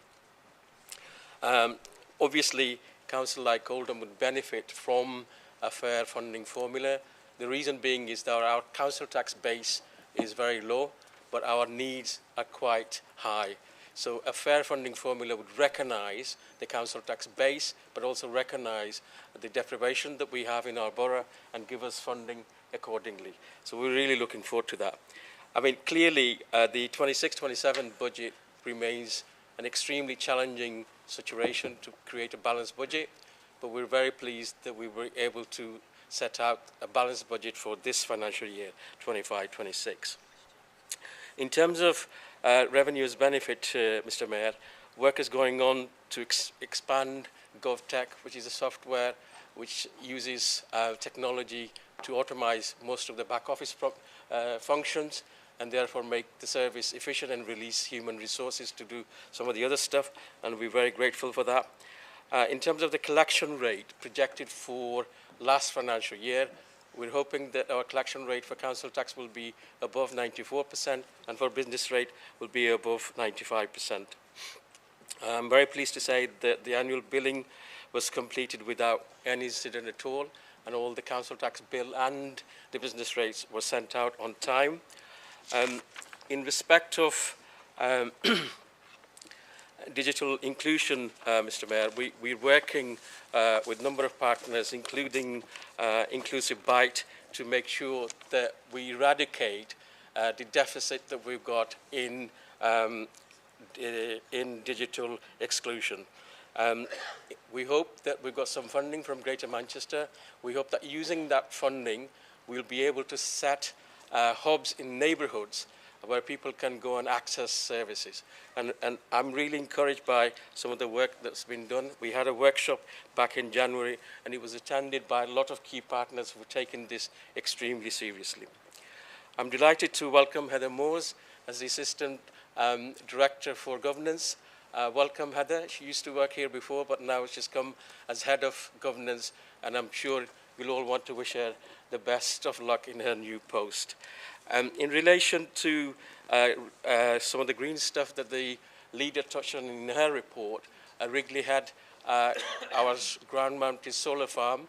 We cleared the site. We're now finalising the connection between the site to the grid, and once that's done, work will actually start on installing the panels on the ground. And then finally, Mr. Mayor, I just want to say that we also had a good debate at the Place Scrutiny Board on the 2nd of April. Thank you, Councillor Jabbar. My time's not up yet. It is up. Oh, okay. I'm not sure your time is up, but to speak, your time is up. So, can I just say, Heather, welcome, and I totally agree. I think you will need a luck, but best of luck. So, I got a few people who already indicated, so I will start by Councillor Quigg. Thank you very much, Mr. Mayor. Councillor Jabbar has got oversight of the majority of the question, but it relates to a motion that was passed at this council in regards to divestment from BAE Systems, BP, Glencore and other such companies on the idea that these companies sold to Israel, and as such, because it's the only Jewish state, that this council would divest its pension fund. They would divest its pension fund as a result. This is a scandalous use and reckless behaviour of essentially people's pension funds. And given the stock market turbulence that has recently been faced by many pension funds across the world, is it not reckless that this council should not be investing in British aerospace, British defence companies, who, after all, are the ones that will be defending this island from foreign aggressors such as Russia, Iran and China, who have already torn up the fields of Ukraine, are threatening to invade Taiwan, and obviously have caused much of the trouble in the Middle East. Is it not time to back British instead of backing Britain's enemies? Thank you very much. Councillor Jabbar, would you like to answer? Yeah, I've given Councillor Quigg a written answer, Mr. Mayor. The fundamental issue is that Councillor Quigg doesn't appreciate what happened at the meeting when the motion was passed. The motion related to divesting from fossil fuel. That was the first part. And the second part was about not investing in arms company. Now, Greater Manchester Pension Fund is an independent fund. We don't have any investment. We don't control anything. We have a relationship because our employees are part of a pension scheme that we contribute to. That's it. The council don't invest in it. We don't have a control in it. So there are many employers who part in that. So to suggest that we have total control and misrepresent what was passed in here, I mean, it was moved by the independent group, and they'll tell you what was said in there. It's completely wrong, and I don't know why Councillor Quigg tends to distort everything that we do in here, because that is not the fact. He needs to understand. He needs to understand. He needs to understand. Please, can you talk to the mayor and just let cabinet member to answer the question? The Oldham Council does not control the Greater Manchester Pension Fund. I understood you very clearly. Thank Can we move on from there, please? No, but he's saying, right, we're not doing this, we're not doing that. We haven't got the control to do it. We don't invest in it. All we do is contribute because of our employees. That's it. That's our relationship. Now, the fund has a responsibility to make sure that it spends the investment in a correct way so that at the end, the members who contribute, they get a pension. And they try to do it ethically. And that's the point. But that's the fundamental point. And they do it ethically, and they're a very good company. They're one of the biggest in the country. And actually, if you look, their performance has been very consistent, and they're one of the better companies as far as sustainability is concerned. So I don't know why he twisted it. Yeah, and I think, Mr. Mayor, what is very, very disappointing is every opportunity Councillor Quigg has, he tries to twist it so that the whole thing becomes divisive. Mr. Mayor, really can Councillor Jabbar either answer the question or just move it, given he's had it written in advance? Okay, thank you very much. Do you have a point of order? Thank you, Mr. Mayor. It was just to indicate, sorry, Councillor Jabbar said that we don't have any control over the pension fund. We do have a representative on the board of the pension fund, Councillor Jabbar, so we do have some means of having our views heard. That's very helpful. You educated Councillor Jabbar. I got a next question. When you come back, you can probably expand on that. Councillor Al-Hamdani, actually, it's you again. Thank you, Mr. Mayor. In recent years, the council has been using local small businesses to pay out the household support vouchers. They then claim the money back from the council. I've been approached by a number of businesses who have been saying to me that the small payments available for managing the scheme are not worth the amount of time it takes them. They are faced with, at times, hostile claimants. They have to keep cash on the site, which at times they feel makes them vulnerable, and they have to wait to get the money back once they've paid it out. I've also been told, although I've not had it verified, it is being looked into, that there have been some businesses who've been charging claimants an administration fee for processing those claims. Would the Cabinet member consider finding an alternative way to manage providing this money to residents, please? Councillor Jabbar, just a warning in advance, you got 1 minute 20 seconds. Yeah, no, thank you for the question, and it's a really important one because we try to help every customer who gets this voucher to cash it locally without any problem. So we have done previously used the post office, but for some customer it wasn't appropriate. So we've gone to the pay point so that everybody can have access to it easily. I'm happy to look at the problem. Where there's been some problem, we try to resolve it straight away. But it's a balance between trying to say, well, go to your bank, go to your post office, or to say to go to your local pay point, and we try to give you the facility to cash that. That's what we're trying to do. But if you've got any poor experience or any suggestion how we can make better, please, I'm happy to have a conversation. Because ultimately, these are very vulnerable people. We try to support them, and we will support them if there's a better way of doing it. Thank you, Mr. Mayor. To expand on pension thing, I'm just giving you opportunity. Yeah, so I'm a representative, Mr. Mayor. The reason I'm representative is because we have a relationship because of our employees contribute to that fund. We don't invest any money in it. The council doesn't have any financial stake apart from that relationship. That's it. And people don't seem to understand. So the value. That's the time when I say the value of the fund is £40 billion. Thank you very much. That's members' money that's been invested and grown. Thank you. Okay. Can I just apologize to Councillor Junaid Hussain, Councillor Lancaster, Councillor Aslam, who did not get a chance to ask the question. Please do put them in writing so you can read the answers on website, hopefully. In the absence of Councillor Mushtaq, Children and Young People's Portfolio Holder, could I ask Councillor Mohan Ali to just move the report? And if we have questions from Councillor Zahir Ali, please could I ask? Mr. Mayor, can I please raise a point of order on this? Apologies for interrupting. Yes. If you wouldn't mind, Mr. Mayor, I'm led to understand that both Councillors Harrison and Councillor Navesy are the deputy cabinet members behind Councillor Mushtaq. So I wondered why it's the case that they might not be deputising in his place, considering his absence this evening. Not for me to answer. Anyone wishes to answer any question? Because they are deputies and not the cabinet member. It's a cabinet member report. They're not meant to deputise. Mr. Mayor, as I understood, they deputy involves deputising. I think it will be fair to say that you can't force people to deputise for someone, please. They don't deputise the whole. They also don't deputise the full portfolio. They have certain responsibilities in that. They wouldn't be equipped to respond to all the questions posed to them. It'd be unfair to put them in that situation. They have specific responsibilities in that portfolio, not the broad responsibility. Thank you very much. And people are entitled to give apologies to a meeting. Councillor, sorry, please, can I, please. Councillor Mohan Ali, do you want to move the report? Yep, thank you, Mr. Mayor. Can I move the report as read? And as you've said, if people have got questions, please can you direct them to Councillor Mushtaq, who will, when he returns, he will answer those questions. Thank you very much. Councillor Mohan Ali, you are again Education and Skills Portfolio. Yep, thank you, Mr. Mayor. So in presenting my report, I'm just like to first of all just say how I'm pleased to inform that in February we held the Children's Service Staff Awards celebration.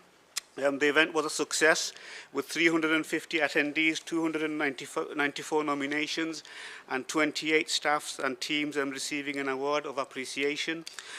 Following the event, the workforce fed back, feeling valued, appreciated, and recognised for the work they do for our residents as we continue to maintain a significant focus on workforce retention. In terms of SEND and inclusion, the positive improvements to services for children and young people with SEND continues at pace, driven through the SEND Local Inclusion Partnership Executive Board.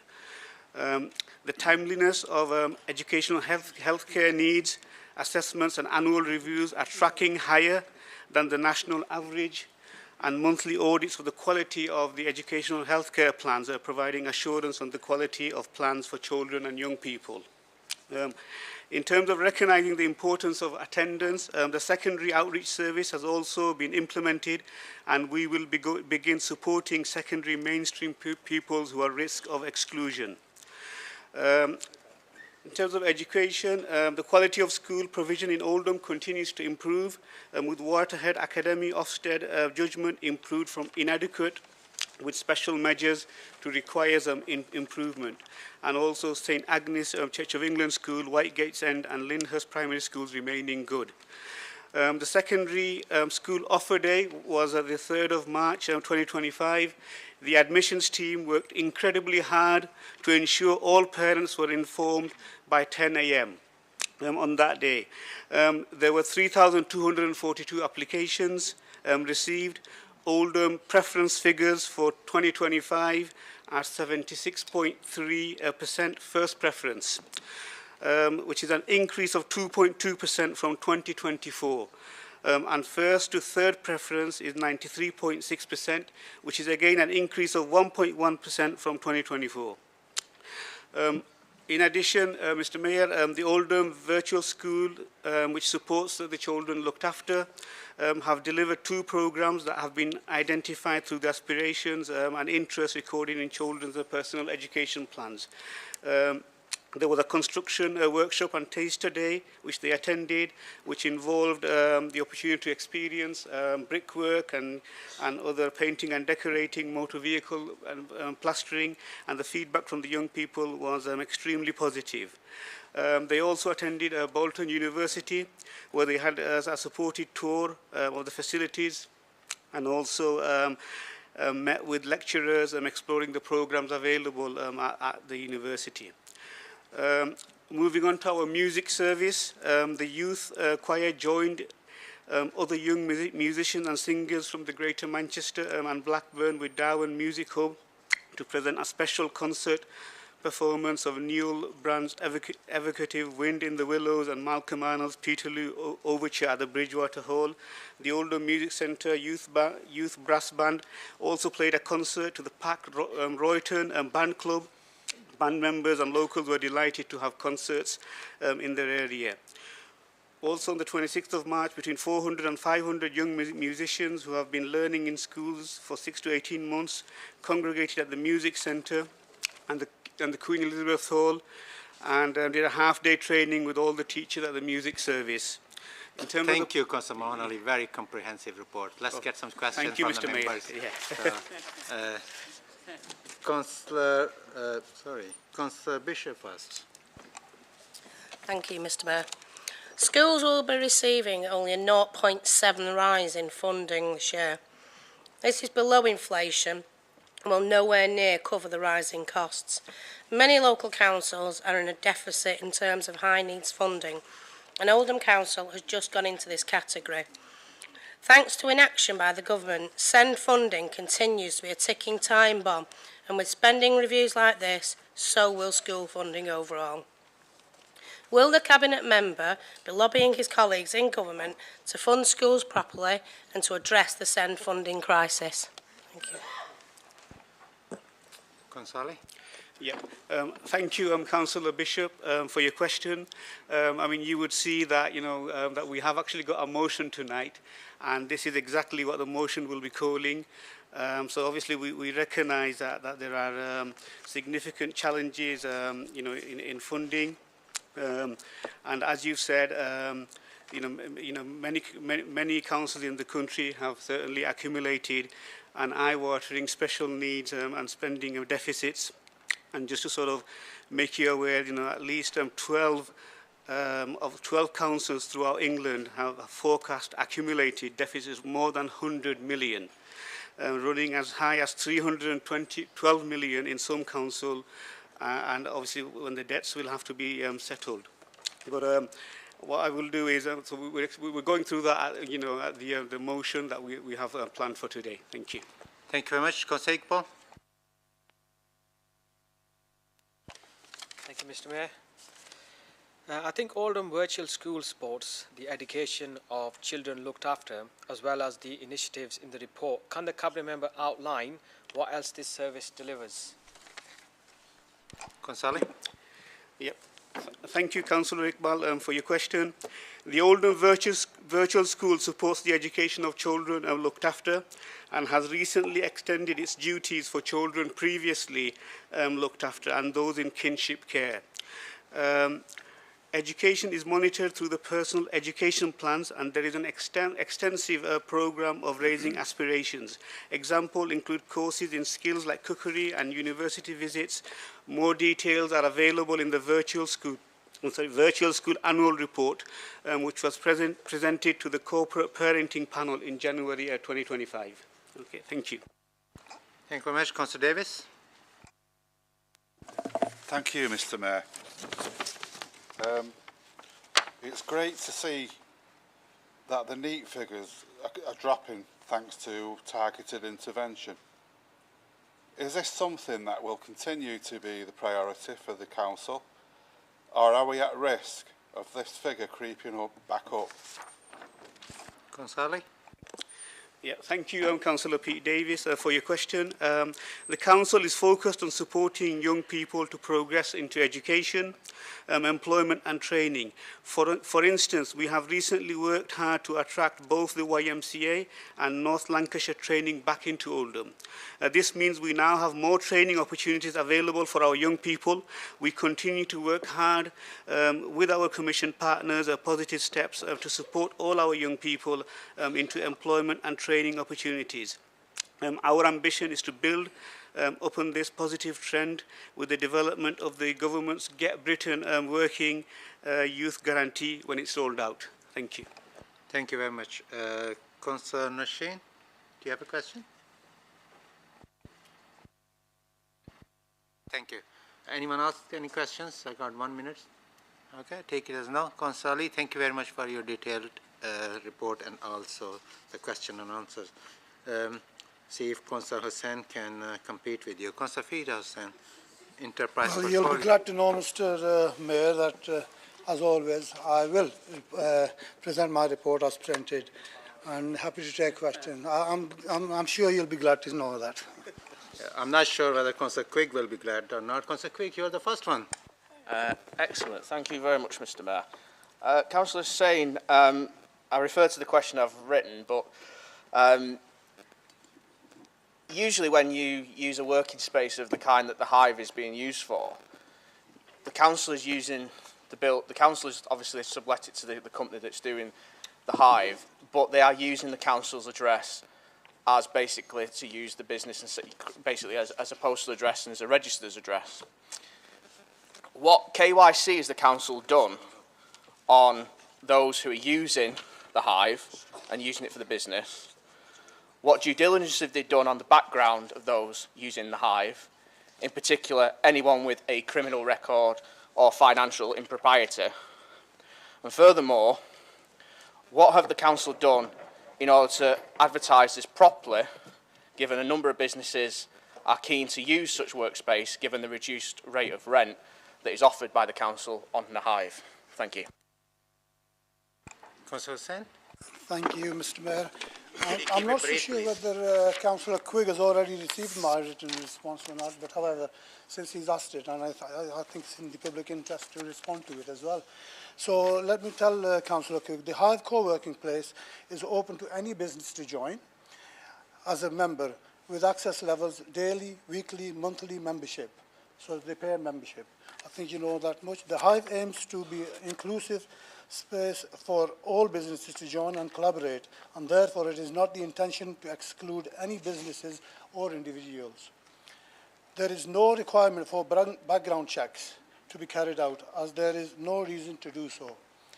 Should concerns be raised about the conduct of any business or individual in the Hive, this would be reviewed. Furthermore, any businesses both inside and outside the borough can apply to join the co-working membership scheme.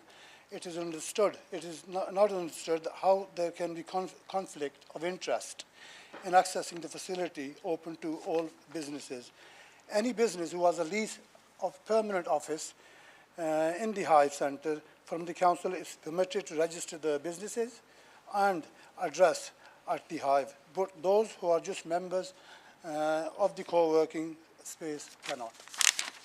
Thank you very much. I have Councillor Charters. Mr. Mayor, my question was asked during the public question, so I'm happy to say asked and answered. Thank you. That's very kind of you. Got Councillor Kenyon. Thanks, Mr. Mayor. Despite the 90-day pause on Trump's 10% tariffs on UK exports to the US, does the Cabinet member have any idea how many Oldham and Greater Manchester businesses and jobs are reliant on trading to the US? What is the Council and the Greater Manchester Combined Authority doing to help them? And I'm sure Donald is watching tonight. So I'm keen to hear Councillor Hussein's assessment of President Trump's plans. Councillor Hussain. Thank you, Councillor Kenyon, and thank you for the question. Yeah, I hope President Trump is listening because he's about to create a global recession for everyone, not just UK, but around the globe. But currently, I don't have much figures here with me, Councillor Kenyon, but I can say that it is being reviewed, and I'll be happy to provide an answer in details. Thank you. Councillor Sajjad Hussain. Thank you, Mr. Mayor. Councillor Fidar. It is great. I'm glad to see that in the report, good skilled jobs are coming to Oldham with the opening of the facility in fit and held by Signet Healthcare. Are there other opportunities that the Council is pursuing to show that more good jobs come into the borough? Councillor Hussain. Thank you, Mr. Mayor, and thank you, Councillor Sajjad Hussain, for this question. Thank you for raising this important topic and the importance to Oldham people. The investment by Signet Healthcare and their collaboration with our Get Oldham working team has meant that Oldham residents are in 61% employment with Signet. So that's absolutely fantastic news, and the credit goes to our Get Oldham working team, for which I'm absolutely grateful.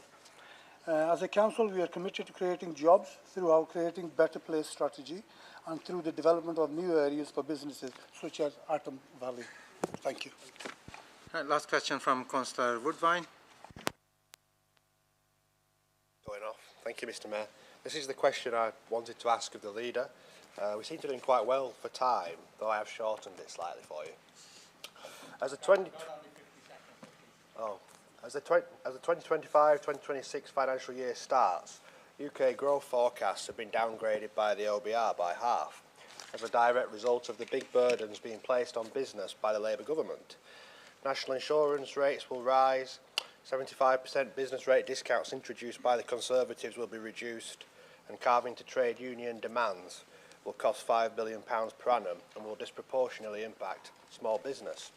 Therefore, has this Labour administration undertaken an impact assessment on how these policies will adversely affect the local economy, consulted with businesses big, medium and small across the borough of Oldham to understand how these policies will affect them and if they can account for these changes?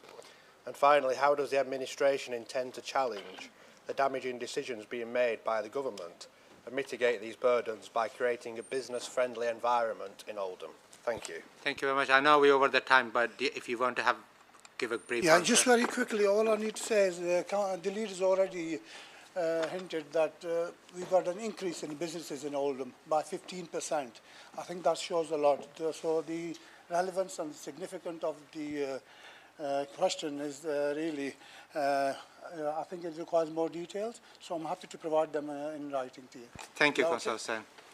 We made you work really hard today. Councillor Brownridge, sorry, Adult Health and Wellbeing Principal.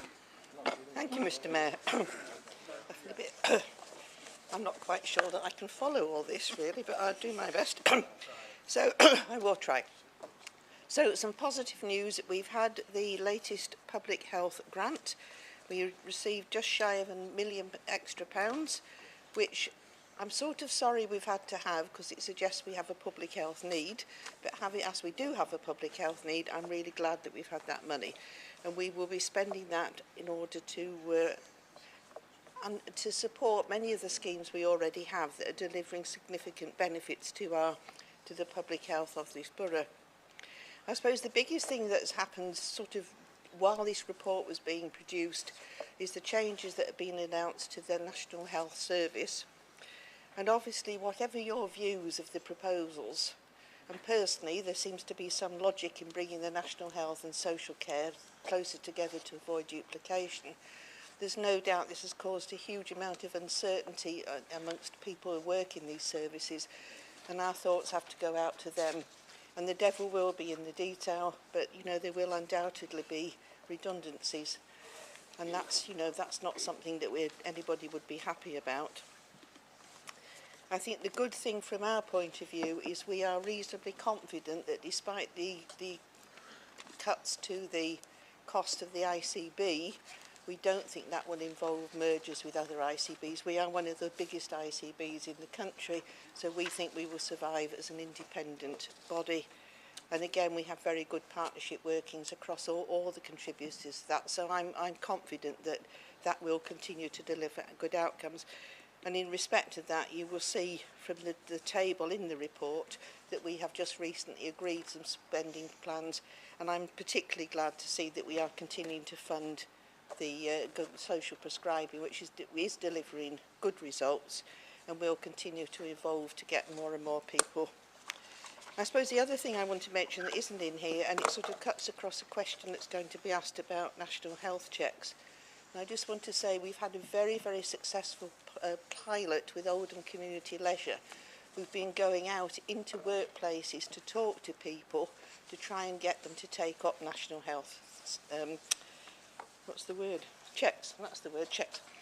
So what we found, or what they have found by being out in workplaces, is quite a lot of people, and I have to say quite a lot of men, get letters from their doctors inviting them to a health check, and they don't go. So when you've got somebody in their workplace and they can slot in and just have an initial discussion, they can have a longer discussion, so it's not just perhaps the few minutes that a doctor could spare, and they have been encouraged. And if there are any indications as a result of that, they are then referred back to their GP for full checks. So that's been really successful.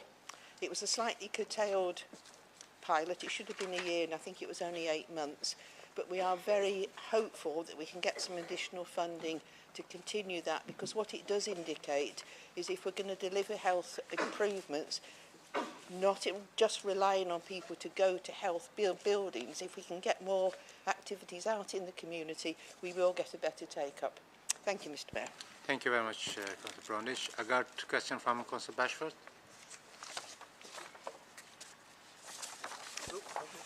Thank you, Mr. Mayor. Thank you, Councillor Brownridge. I was actually going to ask what we've been doing differently to make sure that people, well, more people will get in their checks with the GP. So thank you for the information you've already given. Thank you. Thank you very much. Councillor Harrison. Thank you, Mr. Mayor, and thank you, Councillor Brownridge, for your report. The report highlights the ongoing consultation on the NHS plan. What examples of good practice in Oldham can be included to help improve the NHS more widely? Thank you. Thank you, Councillor Harrison. I'm very pleased to say that we're already well ahead of the government on this agenda. So, well done us. So our Indicator Care Partnership is the style of model that the 10-year plan is likely to advocate. And this is enabling us to work collaboratively to shift activity out of hospitals and closer to communities. And again, I want to reiterate that our ICP is really, really working well in terms of cross-discipline. We are getting really good buy-in from all the partners that sit on that board.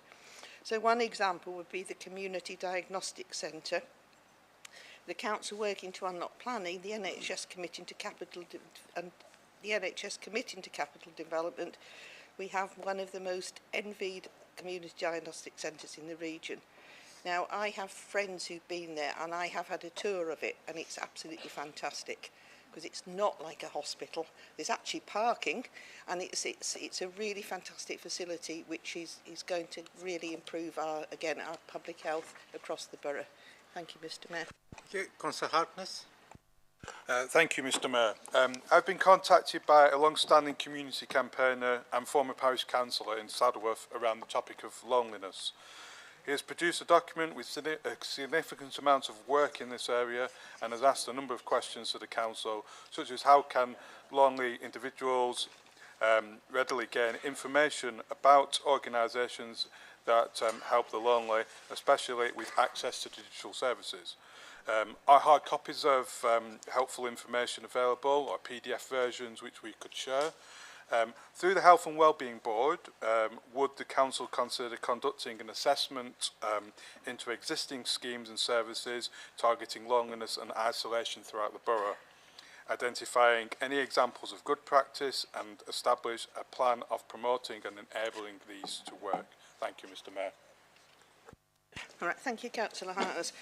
The short answer is yes. I have also been contacted by this gentleman, and I have put him in touch with my officers and suggested we get together and have a proper discussion, because I would agree with him and with you, loneliness is a really, really significant issue that we need to sort of deal with. And one of the downsides of keeping people healthy, wealthy and home in their own homes is there is a danger that they become socially isolated. So it's a really, really important issue.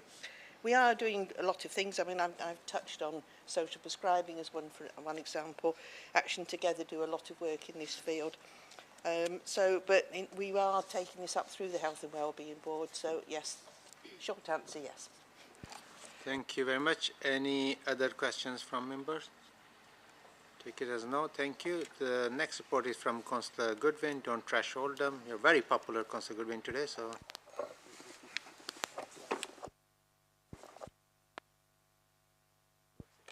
Thank you, Mr. Mayor. The report highlights the work carried out by our waste fleet management parks and street lighting teams, so I'll take that as read. What I can share, which is not in the report, is that our in-house weed spraying team have started. So far covered Failsworth, Hollandwood and Medlock Vale. They will get around the whole of the borough twice, so please be patient. Gullies are still being inspected and cleansed as part of our borough-wide programme, which is earlier announced. And our teams in registrars are doing excellent work, outperforming all other GM boroughs. So I'll take this opportunity to thank all of our staff working in my portfolio for the excellent work they do on a day-to-day basis, and I'm happy for questions, Mr. Mayor. That's very kind of you. Thank you. So I got a list of questions here. So first one is from Councillor Lancaster. Thank you, Mr. Mayor. To preempt any challenge, my question concerns signage on the highway, hence its appropriateness to be asked under item 9H. Ending a 3-year saga, it was finally confirmed in January that the Greater Manchester Clean Air Zone has been cancelled, and motorists will not be compelled to pay callous charges for important personal and professional journeys. However, many of the CAS signs, an offensive waste of taxpayers' money and inconvenient reminder of Mayor Burnham's mistake, are still littered across my Saddleworth North ward and the wider metropolitan borough. So can the Cabinet Member please confirm when they will be pulled down? I and many others are looking forward to it. Thank you. I believe this question is for Councillor Jabbar, probably more relevant, wants to answer this. Yeah. Yeah, thank you, Mr. Mayor, because I sit on the GM Clean Air Committee, Administration Committee. So yes, a very good question. I've raised this on several times. After the Secretary of State approved the GM Clean Air Zone plan, this was raised, this has been approved, and contractors have been instructed to take down the signs. I've raised this issue several times over, including payments for private hire, and there will be a timetable published for taking it down. The local authority has been, each local authority has been given the opportunity to use its own workforce where it's possible, but if not, then there's a contractor that's been approved to take it down. So this is in hand, Mr. Mayor. Thank you. Thank you, very useful. Councillor McLaren. Thank you, Mr. Mayor. I wonder if perhaps you could give an update on the Council's road maintenance programme. I have noted in the press that if we don't demonstrate that we are repairing potholes, there's a possibility that the Council may lose funding. Thank you. Councillor Goodwin. Thank you for your question, Councillor McLaren. The approved 2024 Capital Highways programme was completed according to schedule, and we're currently putting together the overall capital infrastructure highways programme for 25-26. This will include the carriageways programme, and details will be shared and approval sought in the coming weeks. The Council has a team of specialist highway safety inspectors who constantly carry out inspections across all 800 kilometres of the highways network according to planned and risk-assessed routes based on national standards. Among other issues, potholes are identified and repaired according to timescales determined by individual risk assessments. Members and residents' queries are investigated and actioned in parallel. As to the Government's recently announced initiative, the reporting required is likely to be much more than simply pothole data. We have provided significant information to central government for many years. As a result of this reporting, Oldham Council has received its full share of capital funding. As a result, and although the reporting requirements are changing, details of which are awaited, we do not expect to lose out on additional financial support as we are meeting the criteria. Thank you. If I got a list of people who want to ask questions, so we keep our questions brief. Hopefully we'll get through more. Councillor Marland.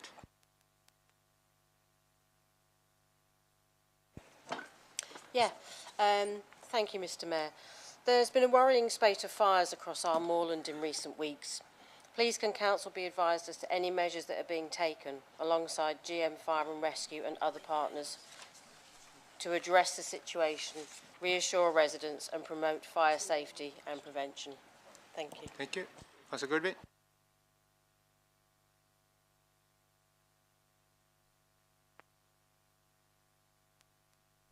Sorry about that, Mr. Mayor. So thank you for your question. The Council recognises the significant issues posed by moorland fires and works closely with partners including Greater Manchester Fire and Rescue Service to support them in educating and informing visitors to the moorlands regarding how to use the moors responsibly. The local authority have also sought to reduce the risk of fire-related harm on moorland through the implementation of a public spaces protection order. The order prohibits the following activities on moorland, which is the lighting of fires, the use of barbecues, the use of open flame source lanterns and the use of fireworks. Any of these activities are an offence. Furthermore, any individuals found to be involved in deliberate fire setting on the moorland with the intention to cause harm would be subject to criminal prosecution by Greater Manchester Police, and the local authority would also seek to take appropriate civil action against the individual, which may include the pursuit of an antisocial behaviour injunction or criminal behaviour order to prevent them from engaging in such behaviours in the future. Councillor Akhtar. Thank you, Mr. Mayor. Back in September, we had a gully cleaning briefing, and members were reassured that the ward members will be informed once the gully team are in each ward. Work has been carried out in a number of wards, and the schedule hasn't been shared, and the members have not been involved. Could you please ensure that ward members are informed and involved, and a report is shared as to how many gullies have been cleaned and how many haven't? Councillor Goodwin. In short, yes, I've had word with the officers involved and they will be making sure that ward members are included in the conversation. Councillor Shuttleworth. Thank you, Mr. Mayor. Mr. Mayor, following the change in October as to which items can now be placed in the brown recycling waste bin, has there been any significant increase in items sent for recycling and a reduction to that which goes to landfill? Thank you, Mr. Mayor. Councillor Goodwin. Thank you, Mr. Mayor, and thank you, Councillor Shuttleworth, for your question. Well, in short, there hasn't been a significant increase. However, people can recycle more pots, but they would have been thrown away in the past. So the new change means less waste is being landfilled or incinerated, and it's easier for residents to know which items go in which bins now. Thank you, and apologies to Councillor Bishop, Councillor Aftab Hussain and Councillor Murphy not being able to ask your questions. Please do put them in writing. Councillor Dean, Thriving Communities and Culture Portfolio. Thank you, Mr. Mayor. I like 1 or 2 points. I think the first one is a huge congratulations to Oldham Library that was named in the top 3 highly commended libraries at the British Book Awards in the Library of the Year category. I think this recognition celebrates the hard work, dedication, passion that our library team in making Oldham a library welcoming, engaging and inspiring a place for everyone. And not only that, the services that have been extended within the library are absolutely wonderful as well. There's been a lot of collaboration with Oldham Theatre Workshop and Oldham Coliseum in presenting a lot of cultural events, both in schools and other venues throughout Oldham, that have really enlivened the culture of the town. If I could move on to district working, Brighton Town Hall is now starting to see an increase in usage, but that hopefully will be supported now because the facilities management support that we're going to give to district hubs, which comes online this month, should really help people to be able to use the facilities both at Brighton Library and Failsworth Town Hall particularly, and hopefully we'll get residents involved and community organisations involved as well. Community safety has been a problem in Derker for some time, and we're very pleased that we've been successful in securing Operation Vulcan, which is a massive police resource that is now working in the Derker area, and obviously them lines of inquiry go beyond Derker as well, and it's going to actually reduce criminality very, very significantly in that area and hopefully the rest of the borough.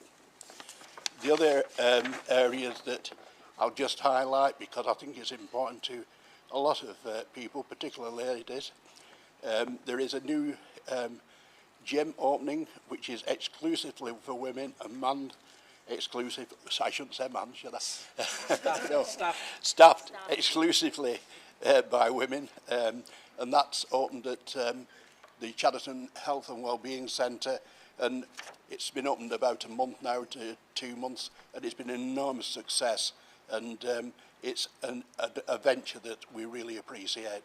I'm happy to take any questions, Mr Deputy Mayor. Thank you. Councillor Cosgrove. Thank you, Mr Mayor.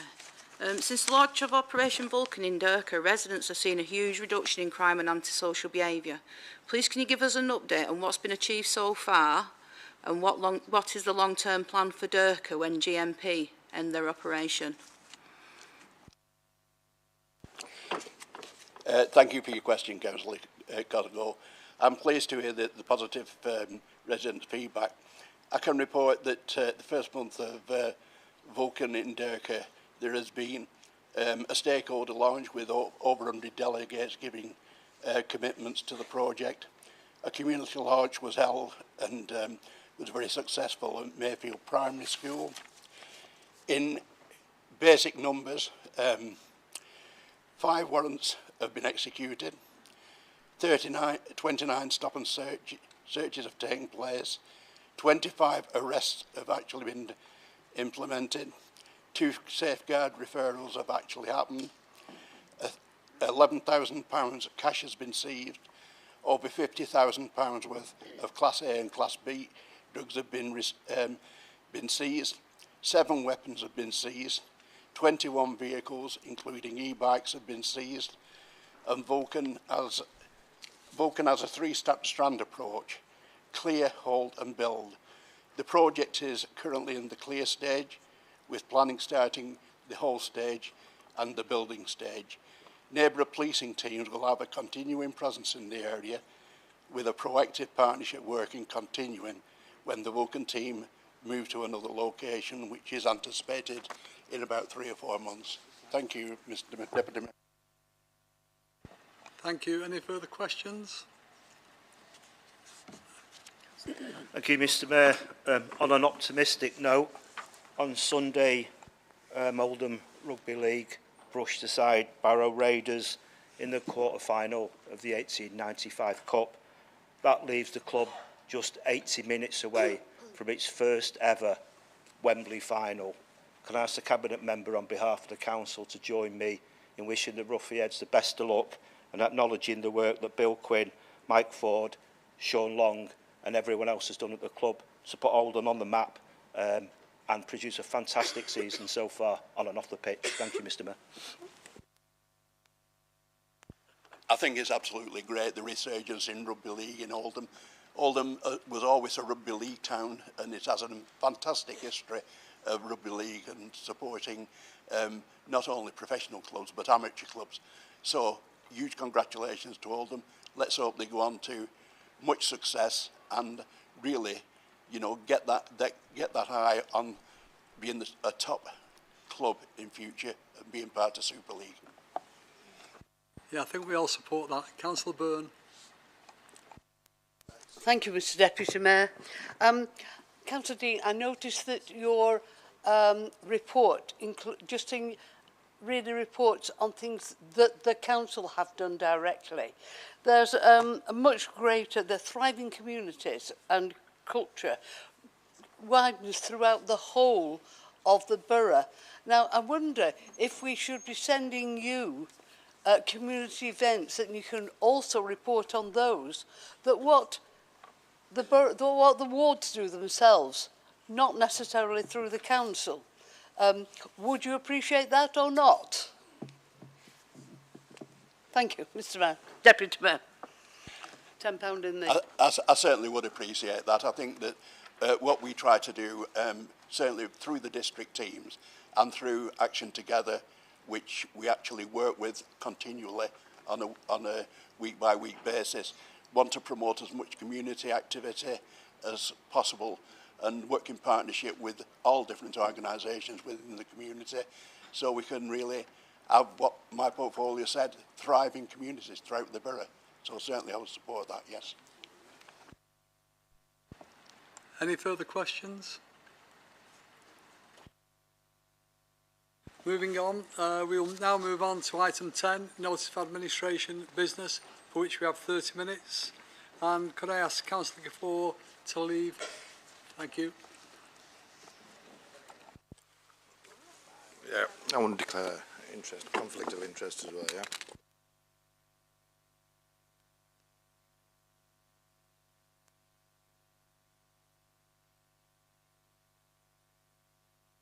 Okay, motion 1, House of Multiple Occupancy, HMOs.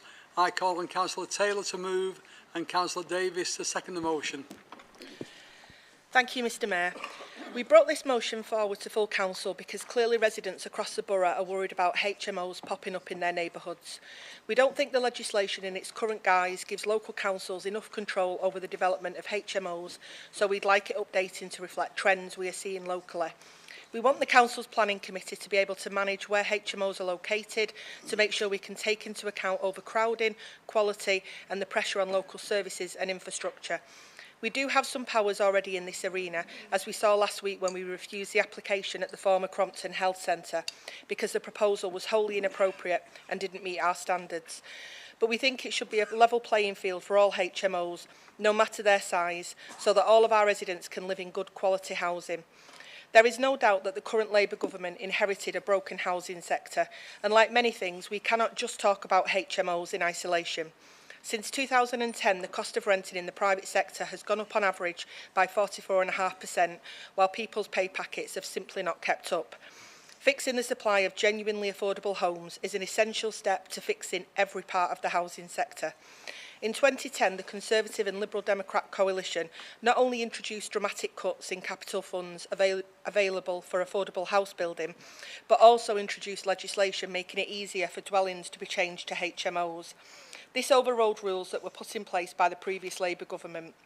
At the time, the Housing Minister, Grant Shapps, claimed that a requirement to manage these changes through the planning system was a drain on council resources and led to restricting the availability of affordable homes for rent. What this meant in practice was that people could automatically convert a small house into a HMO of 3 to 6 unrelated people without any form of planning consent.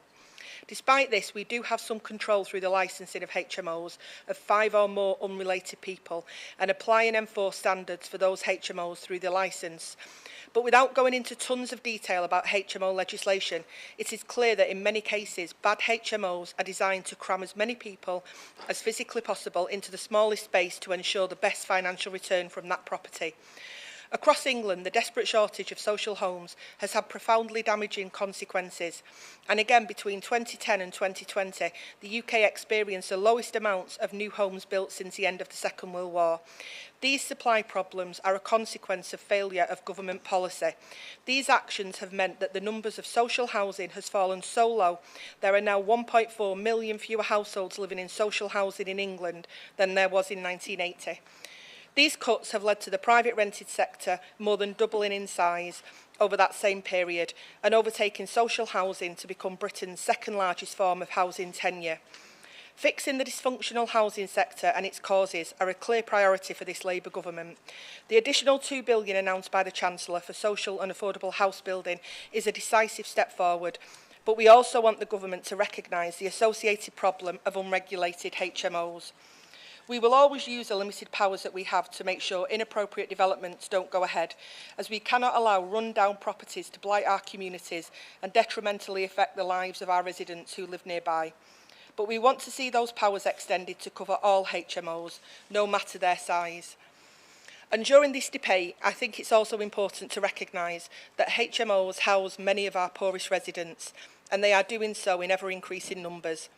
Having spoken in my cabinet role to many residents in this position, their stories offer an insight into the real choices many people face and how the failure of the wider housing sector has impacted on their lives.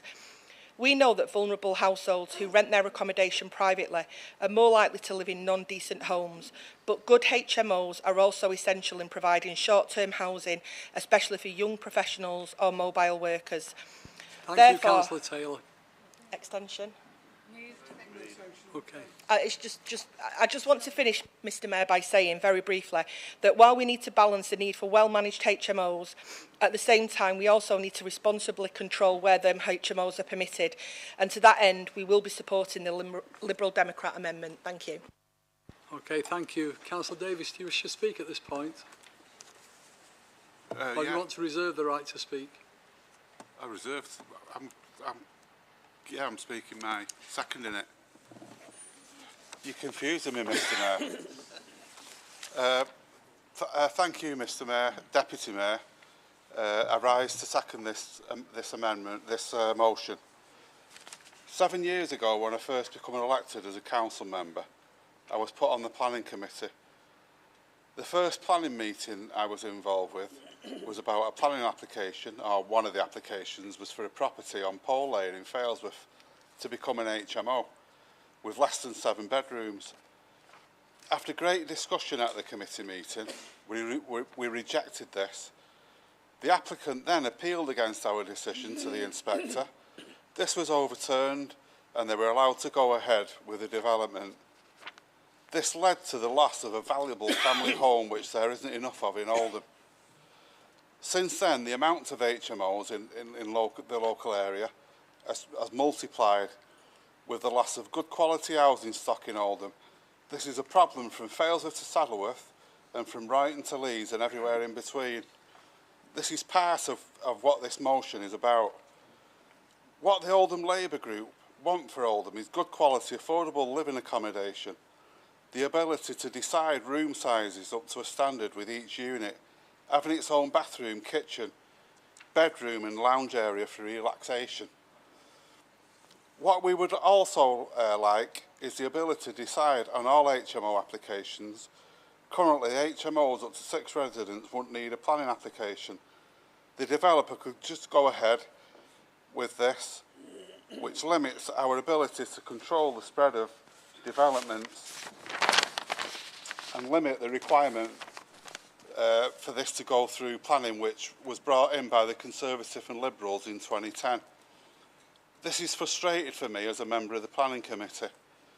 For most of our members here in this chamber tonight, and for most of the general public who do not agree with the majority of these developments, it's also not good for people's health living in such properties long term, equivalent to living in chicken coops. I'm sure the members on the Planning Committee would agree when these applications come to committee that there is a lot of pressure put on the members to approve these applications because refusal could lead to the applicant appealing and the development still go ahead and the council facing costs against them. Also, non-residential properties. I can understand properties that have fell into disrepair, possibly finding a new lease of life. But also, when properties are having a change of use, all other options need to be considered before this is the way forward. The Council welcomes the recent announcement by the Labour Government to spend £2 billion to support social housing in the country. We also welcome £20 million that the Labour Government has given to Oldham, of which £5 million is for the Town Centre Housing Partnership, which will deliver up to 2,000 new homes in Oldham. So what we like to do, what we would like to do is request the Chief Executive rights to the borough's 3 MPs and the Secretary of State for Housing and Communities and local government, asking for their support in our endeavours. I do hope you can all get behind with us with this and support us. And like we say, we do agree with the Liberals' motion as well. Thank you, Councillor Davis. We do have 2 amendments. Amendment 1, I call upon Councillor Sharp to move and Councillor Quigg to second the amendment. Thank you, Mr Deputy Mayor. I'll just move it in the interest of time. Second, Mr Deputy Mayor, and request a recorded vote and move straight to the vote.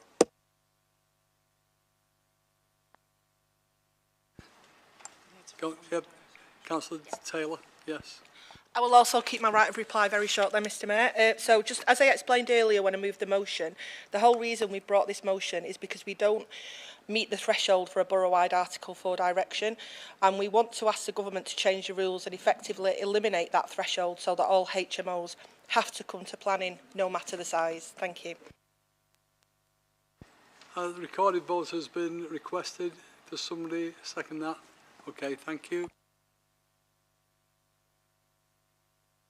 Move to the vote. Okay. Councillor Adams. Councillor Akhtar. Councillor Al-Hamdani. For. Councillor Ali Moan. Councillor Ali Zahir.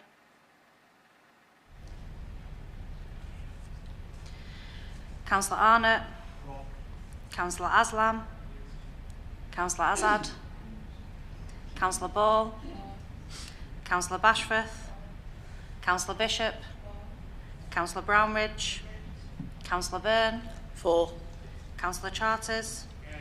Councillor Chauhan.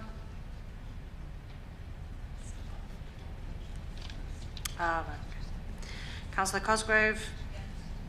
Councillor Davis. Councillor Dean. Councillor Goodwin. Councillor Hamlet. Councillor Harkness. Councillor Harrison. Against. Councillor Hince. Councillor Hindle. Councillor Hoban. Councillor Hughes. Councillor Hussain Aftab. Councillor Hussain Fida. Councillor Hussain Junaid. Councillor Hussain Sajid. Councillor Ibrahim. Councillor Iqbal. Against. Councillor Islam. Councillor Jabbar. Councillor Kenyon. Councillor Cowser. Councillor Lancaster. Councillor Malik. Councillor Marland. Councillor McLaren. Councillor Murphy. For. Councillor Nasheen. Councillor Navesey. Councillor Quigg. Councillor Rustidge. Councillor Shah. Councillor Sharp. Councillor Sheldon. Councillor Shuttleworth. Councillor Sykes. Councillor Taylor. Councillor Waheed. Councillor Wilkinson. Councillor Woodvine. For. Mr Deputy Mayor. Excuse me, Mr Deputy Mayor, could I just, apologies, can I amend my vote to against, please?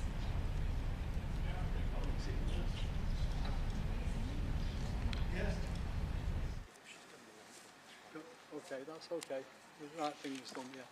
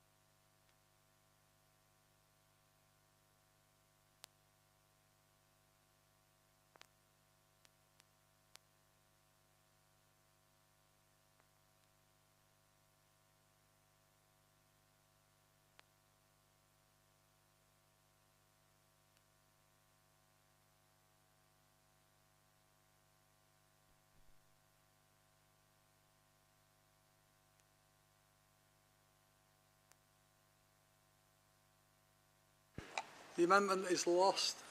For 17 against 35.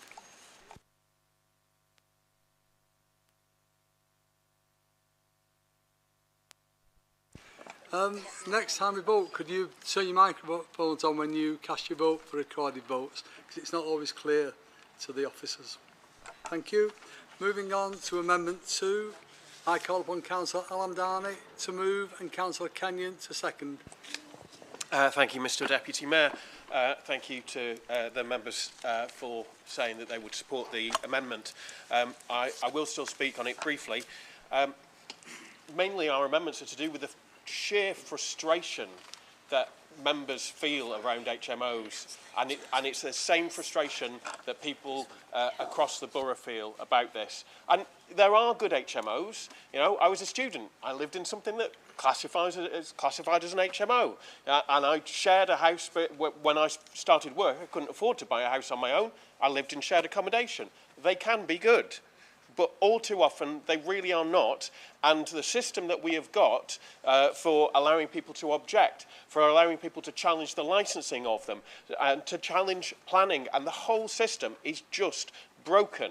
And when it comes to the point where, for example, plucking it out of nowhere to not be specific, an HMO in operation but not yet licensed has been reported to the police numerous times because of what's happening there and the disruption to residents nearby. And as councillors, we can't get the information on when that's coming to licensing, and we can't object to it. And we know there's a problem, and so we can tell officers there's a problem. We can't actually submit a representation to the licensing to say this is not good enough, this is just too low a standard. And that's the problem for the residents who are nearby. Never mind the people who end up living there. You know, and it's people on both sides of this, people who can't afford to live somewhere to a decent standard. And we see applications going in for these properties which are just below what any decent society should regard as a basic level for human rights. No windows, not enough space, just unacceptable standards. And it is desperate. And if you are out there objecting to the to HMOs, and again, not all, but far too many, we agree with you. And that's what this says, and we just need change. So support the amendment, get something done. Thank you. Does any member wish to speak? I think Councillor Haynes indicated. Sorry, it needs seconding, I Sorry, believe. apologies. Sorry. Thank you, Mr Mayor. I very much appreciate the support that the members opposite have offered for this amendment. I'll speak very briefly. Too often the work of this council is a barrier to people's understanding of what we do. The issue of HMOs is a prime example. Depending on which department the good people of the borough speak to, an HMO is either more than 6 people, as far as planning is concerned, more than 5 if they speak to environmental health, or more than 2 if they look on the .gov.uk website. And isn't even an HMO at all if the property is operated by a social enterprise like a housing association. It's no wonder that people don't have the kindest regard for the work that we do when we can't even agree a definition amongst ourselves. Our amendment asks the council to align their definition of an HMO with what the rest of the borough thinks of as an HMO, to at least measure the numbers of these properties in the borough, to give councillors the opportunity to represent their constituents when a new HMO is planned in their wards, and to honour the motion from November 2023 to gather evidence on numbers and impact in the borough and present that report to us all. Thank you, Mr Mayor. Thank you very much. Councillor Haynes. Thank you, Mr Mayor. HMOs have been a hot subject within our communities for a number of years now. Indeed, it's one of the reasons we formed on the basis of people's feedback. We've got an ongoing issue with the housing crisis, but we don't believe this is the cure to that, rather a symptom. Myself and Howard Sykes submitted a motion last year on this very subject, which was unfortunately defeated then. But I am now pleased to say that because of our working relationship with the current administration, we've had numerous conversations about this subject, and we've agreed, unlike the Conservative motion, which just isn't feasible to implement as it said, and I don't think that's possible. The Liberal Democrat motion, I pay respects to both the proposer and the seconder for putting a well-constructed amendment to an already good motion, and we will be supporting this also. Thank you. I was just going to suggest, Mr Mayor, if we could move to the vote, given there's broad consensus on this, and it's a really good amendment. Seconded, Mr Mayor. All those in favour of moving to vote? Okay. Any abstention? Okay. Okay. All those in favour of amendment? Okay. All those against? So amendment is carried. So we gonna vote. Does Councillor Taylor want to reply? All I'll say, Mr Mayor, very briefly, is that, you know, in supporting this amendment, we are taking the view that the amendment is meant in a friendly spirit, and I think this is something that we can find some common ground on and work together. Thank you. Thank you. Councillor Hamdani, do you want to? You don't have to, but... No, it's okay. Thank you. That's very kind of you. Does Councillor agree motion as amended? Thank you. All those in favour? Okay. Anyone against? Okay. Any abstentions? Okay. Motion is carried as amended. Should we just get the members back in who declared an interest? Right. We need to get the members who get them back in who declared the interest. I suppose we could go to the next motion and start it. Special education needs and disability. I call on Councillor Mohan Ali to move and Councillor Nashin to second the motion. Yeah.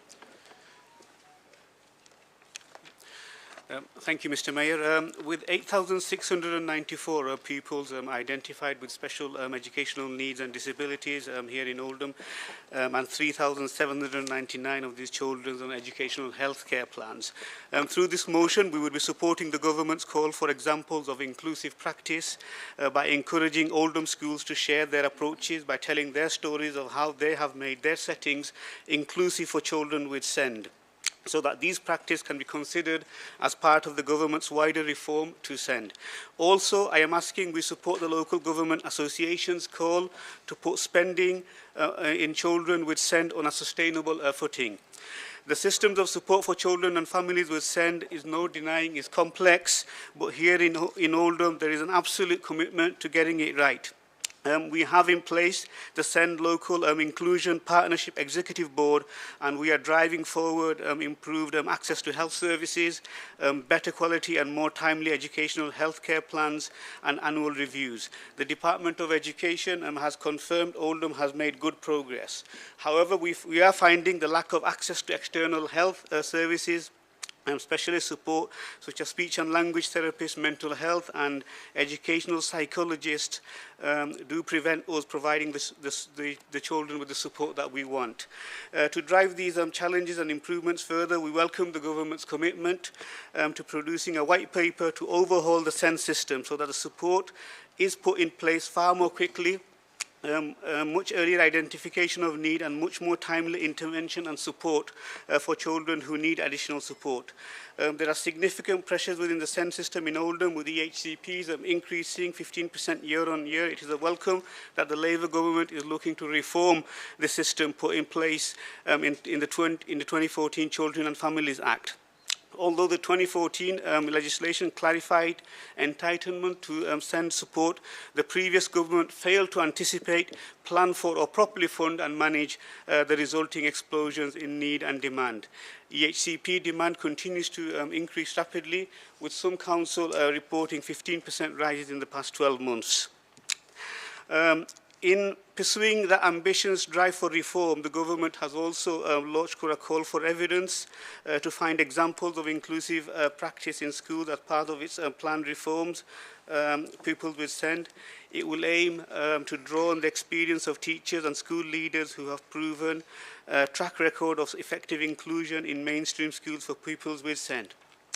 Although we have done well in Oldham in setting the foundation for inclusive education, whereby we are continuing to build capacity in several of our mainstream schools whilst reducing dependence on specialist provision, I can report by end of 2026 we will create 225 places for children with SEND at our mainstream schools.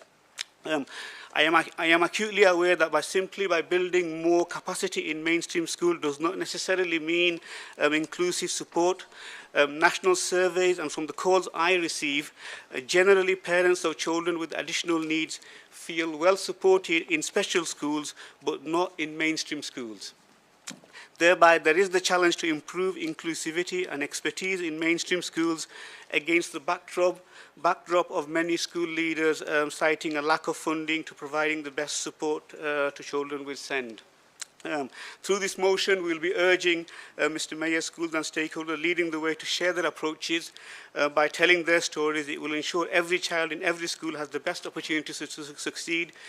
We are also asking better financial support and everyone to support this motion. Thank you. Thank you very much. Very well timed. Councillor Sheen, I'm mindful of running out of time. Yeah, I would just like to move to second the motion. That's right. Formally second the motion. Thank you. Thank you. I'll just take one speaker because we are out of time and I want to make sure that opposition's time is not taken into administration motion. So, Councillor Ibrahim, briefly. Sorry, you indicated no? Okay, that's fine.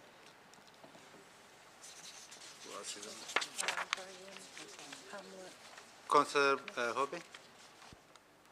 Thank you, Mr. Mayor. I just wanted to note, we will be supporting this motion, but I just wanted to note that as a member of the Children and Young People Scrutiny Board, we get these, the officers bringing reports to us, and I don't think there's a lot of criticism comes forward, and I don't think we shout loud enough when the officers are doing such a good job.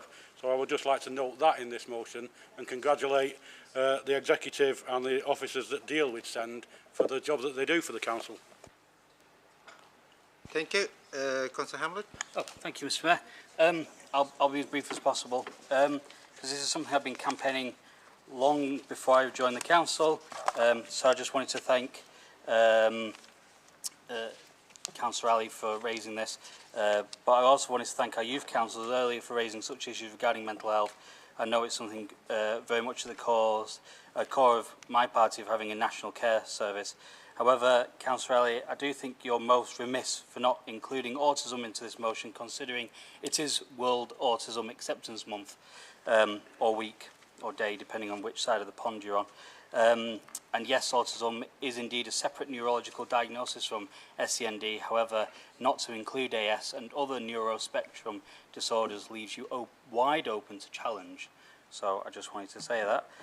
However, it is fiscally prudent with recognition and support, and I think that we could reduce the costs associated with mental health burnout, breakdowns and crisis presentations, as well as the number of people experiencing extreme distress. So I do support that, and to prepare those for adulthood and support them into roles, whether it be job, housing and extra support and transport and other roles that it may or may not change should they leave education. And particularly I think it is important as well to highlight the fact that our transitions teams are doing well, particularly in this period, because we are piloting that, especially for those post-16 and under 18s, is still under the law of being in the children's portfolio, yet at some point adults, or at least have conversations with adults, are likely when to happen.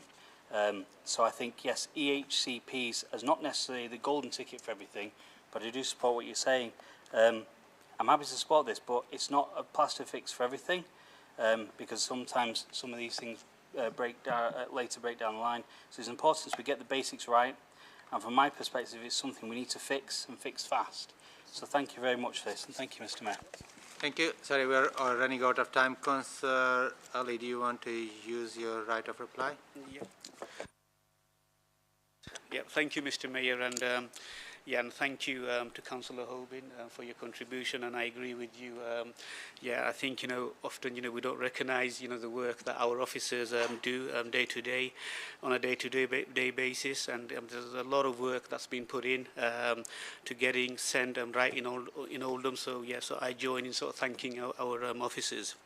In relation to the other points, the other contributions, I mean, we have, when I'm sort of referring to, send children, I mean, I am sort of referring to children with, autism, so which sort of, which comes at, and just to sort of add that, we have actually, in terms of some of the issues raised, in terms of, speech and language services, we have put in £500,000.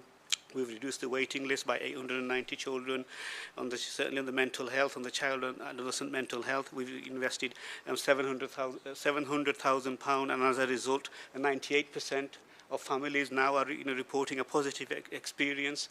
The community paediatric service waiting time is from 46 weeks, and we brought it down to 20 weeks.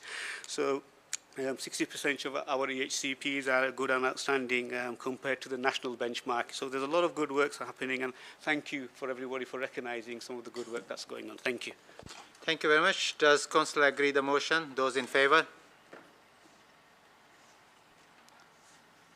Okay. Those against? Any abstentions? Motion is carried. Notice of opposition business. The first motion, you have 10 minutes, tackling fly tipping and exploring free bulky waste collections to reduce costs. I call on Councillor Gafoor to move and Councillor Wahid to second the motion. Thank you, Mr. Mayor. Fly tipping has become an entrenched and growing issue across our borough. In the last year alone, Oldham Council responded to 5,672 incidents of illegally dumped waste, costing the public purse over £600,000. The majority of this waste was not found in industrial areas or hidden corners, but in our back alleyways and on our highways. These are the very places our children walk to school and our residents pass on their daily commute. A significant proportion of these items dumped are bulky household goods, sofas, white goods, mattresses, the sort of items that cannot be disposed of easily. And that currently costs residents £23 to have collected, plus further charges for any additional items. We must ask ourselves, is this charge, however nominal it may seem to some, acting as a deterrent to responsible disposal? The evidence suggests that it is. For many in this borough, especially those already struggling with the cost of living crisis, these fees are not minor inconveniences. They are real financial barriers. And when individuals feel they cannot afford to dispose of bulky items legally, the unfortunate result is all too often illegal dumping. We should not criminalise poverty. Other local authorities have already taken steps to address this challenge. In Liverpool, the introduction of a free bulky item collection service led to a noticeable decrease in fly tipping. Wolverhampton experienced similar results. These councils recognised that the cost of clearing illegally dumped waste far outweighed the revenue generated from collection charges, and they acted accordingly. This motion proposes a similar course of action. If, for example, 10,000 households were to use a free collection service annually, the revenue loss would be around £230,000. Yet with fly tipping clean-up costs exceeding £600,000 a year, even a moderate reduction in incidents would result in net savings for the council and a clearer environment for our residents. Let me be clear, this is not just a financial argument, it is a moral one. This Labour administration has long spoken of a cleaner and greener Oldham, but aspirations must be matched by action. The current policy places the burden on those least able to bear it. It is the most vulnerable in our communities, low-income families, the elderly and the disabled, who are disproportionately affected by the current charging regime. If we are serious about protecting our environment and supporting our residents, then we must remove these barriers. To maintain the status quo is to ignore the very people we are elected to serve. This motion calls for a full and urgent cost-benefit analysis of reintroducing a free bulky waste collection service. It asks for serious consideration of a policy that could reduce fly tipping, ease pressure on the council services and support those who need it the most. We owe it to the residents of Oldham to act with compassion, responsibility and foresight. I urge all members of this chamber to support this motion. Thank you. Thank you very much. Councillor Wahid. Thank you, Mr. Mayor. Mr. Mayor, honourable members, I'm proud to be seconding this motion moved by Councillor Gaffar, which confronts an issue that is not just about waste, it's about pride, fairness and the kind of borough we want to be. Fly tipping is more than just unsightly. It's a stain on our streets, a danger to public health and a symbol of the disconnect between residents and this council. Last year alone, Oldham spent over £600,000 clearing up illegally dumped waste, and still thousands of incidents continue to occur. Personally, this issue goes deeper. Hollingwood is not only the ward I represent, it's been my home for the past 25 years. It's where I've raised my family. And just as I take pride in keeping my own home clean and welcoming, I've felt a deep responsibility as a councillor to ensure my ward reflects the same care and respect. That's why early in my term, I joined Councillor Gaffar and Councillor Irfan and started knocking on doors to arrange community cleanups. We began our journey on County Street, face to face with residents. We didn't sugarcoat the issue. We apologised. We acknowledged the shameful state of our alleyways, choked with rubbish and overrun with rats. We highlighted the worst alleyways and we repeated the process many times over. Having done this, I made a personal promise. Before my time is done, I want to go on record and be able to say that Hollingwood is one of the cleanest wards in Oldham. And today I stand here proud because that transformation is visibly happening. With the support of Councillor Gaffar and above all, with the help of our residents who rolled up their sleeves and got stuck in, Hollingwood is showing what's possible when people and councillors work side by side. This is community spirit in action. But we as councillors have a duty to now match that local determination with a borough-wide policy and a solution to the root cause of this issue, rather than just deal with the symptoms, because the truth is the current £23 charge for bulky waste collections is not just a number, it's a barrier. For households struggling to make ends meet, it becomes the tipping point, literally and figuratively. And when people are left with no viable option, we should not be surprised when that sofa ends up in the alley and the mattress ends up on the roadside. But let me be clear, it does not take a mathematician to work out the case for change. Last year alone, there were 5,672 fly tipping incidents in Oldham, with 69% of them occurring in alleyways and highways, and a vast majority of them involving bulky items. Other towns, such as Liverpool and Wolverhampton, have taken bold steps introducing free bulky waste collections. And what have they seen? Cleaner streets, less fly tipping, and lower long-term costs. This isn't guesswork. It's proven, as Wolverhampton and Liverpool have shown. This motion calls for us to review what we are currently spending cleaning up versus what we could save preventing fly tipping in the first place. A 3-item free collection could be a game changer, removing barriers, ending pressure and sending a clear message that this council is listening. We have a choice. As councillors, we should be doing all we can to be arranging community clean-ups, reporting fly tipping and educating residents to keep our streets clean. If we can do it in Hollingwood with teamwork, trust and pride, then we can do it across Oldham. Let this be the start of something better, a cleaner Oldham, a fairer Oldham, and an Oldham where every resident feels respected and supported. I urge you to support this motion, not just because it's the right policy, but because it reflects the borough we aspire to be. Thank you. I have Councillor Ball. Thank you, Mr. Mayor. I'm standing to support this motion because for years myself and other members of 2 clean-up groups that I run have been fighting an uphill battle for years. We've done community clean-ups in our alleyways from 2018 onwards. I'd also like to say, as well as the free 3 items, when I was a teenager there used to be like a curbside pick-up in certain streets, and perhaps that would go somewhere to keeping it a bit cleaner as well.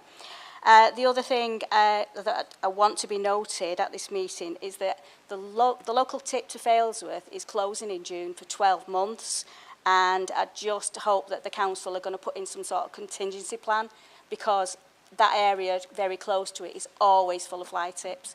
I mean, I've reported many, as have a lot of my friends. So let's hope that it doesn't make things worse. Thank you. Thank you, Councillor. Councillor Murphy, I can give you 20 seconds, if that helps. Otherwise, I will move to vote. Not really, Mr. Mayor. We're happy. Shall we just leave it then?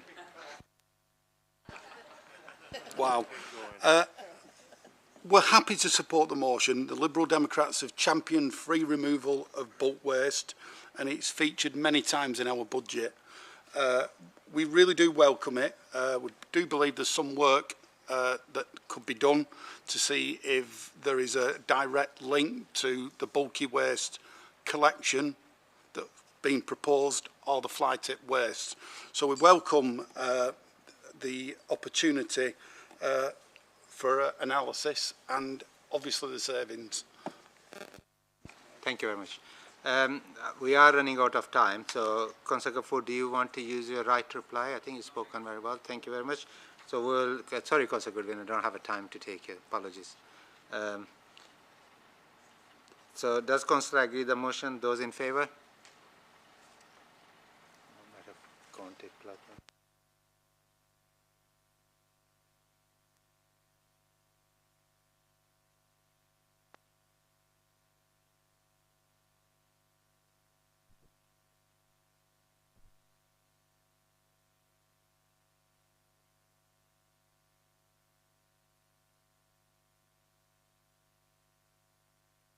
All those against?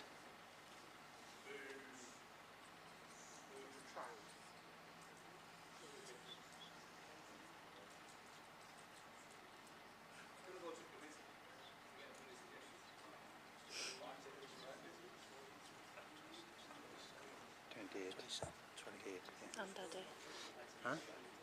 I did 29. Yeah, sorry, the motion is lost.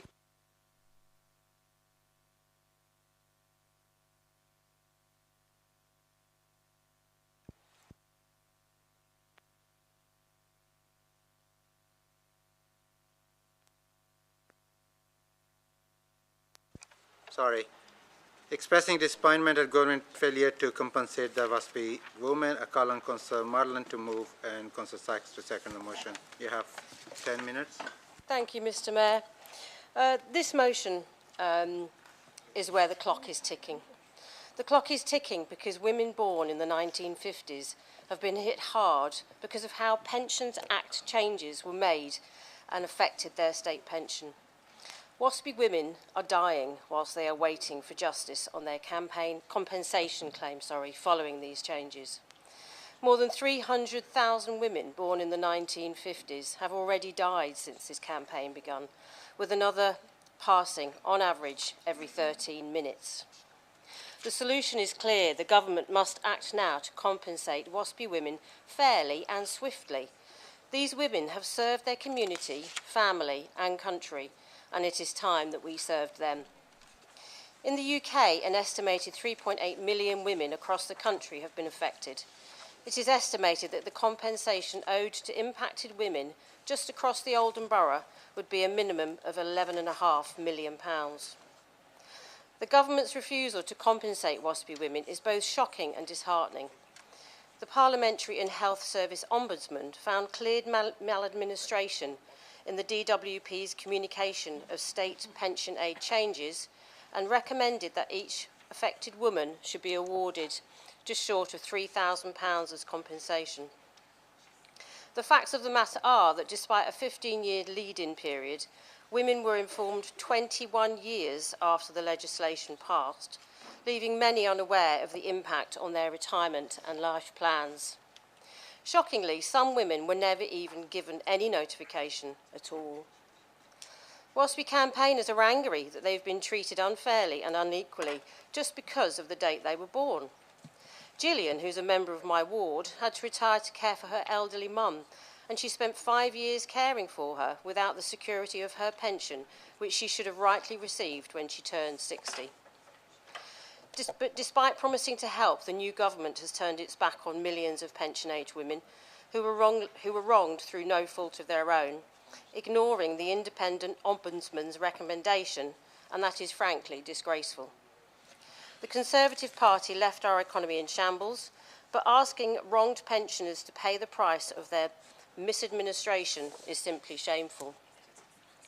For years, Liberal Democrats have pushed the government to fairly compensate WASPI women in line with the Ombudsman's recommendations. This government's heartless decision cannot be allowed to stand, and we must keep fighting to give those affected the fair treatment they deserve. More than 11,500 WASPI women across Oldham stand to lose out on compensation after the government decided to ignore the independent assessment and go against their long-held policy to support WASPI women. So there's something very wrong with the way our country is being governed. Our governing class has lost touch with the people that they are elected to serve. It is very important that MPs think hard about why that has happened and what they can do to support it.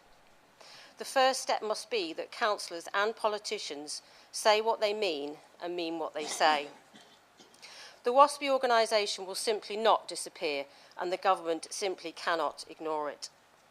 74% of the UK public support their compensation claim, so why is this government still failing them and not acting on this support?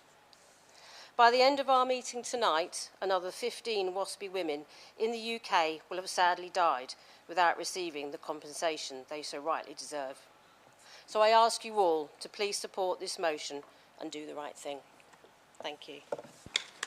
Thank you very much. Councillor Sykes to second. Thank you, Mr. Mayor. Women retire with smaller pension pots than men, and WASPI women still don't have justice. Those aren't my words, they're the words of former councillor Hannah Roberts in March 2023. The fundamental reason this motion matters is that it is about holding the Labour Party to the promises they have made to the country, which they are now breaking left, right and centre. The Labour Party promised to deliver justice for WASPI women, and they have refused to deliver it so far. Now they are in power. My colleague has spoken about how WASPI women are literally dying while they wait, and how many have died while we've debated this and other matters in this chamber. Governments can change their mind, and we should, as a council, do what we can to apply pressure to the government, this government, to make that change. Proper opposition is about telling those in power when it is right to think again. That's what this Liberal Democrat motion does, because the Liberal Democrats have not abandoned WASPI women. There are Labour councillors in this room tonight who have campaigned, and rightly so, for pensions justice. They've won votes because those campaigns and the promises your party made. As recently as the all-out elections in 2023, Oldham Labour was still supporting and campaigning for WASPI women. The question tonight is, will the Oldham Labour group stand by their promises and stand up to their government, or will they toe the National Party line, abandon WASPI women like their bosses in London have done? Thank you, Mr. Mayor. Thank you very much. I have an amendment on this. I call upon Councillor Harrison to move. Please be mindful of the time. Move, Mr. Mayor. The WASPI campaign is about fighting for justice for all women born in the 50s affected by the changes to the state pension age.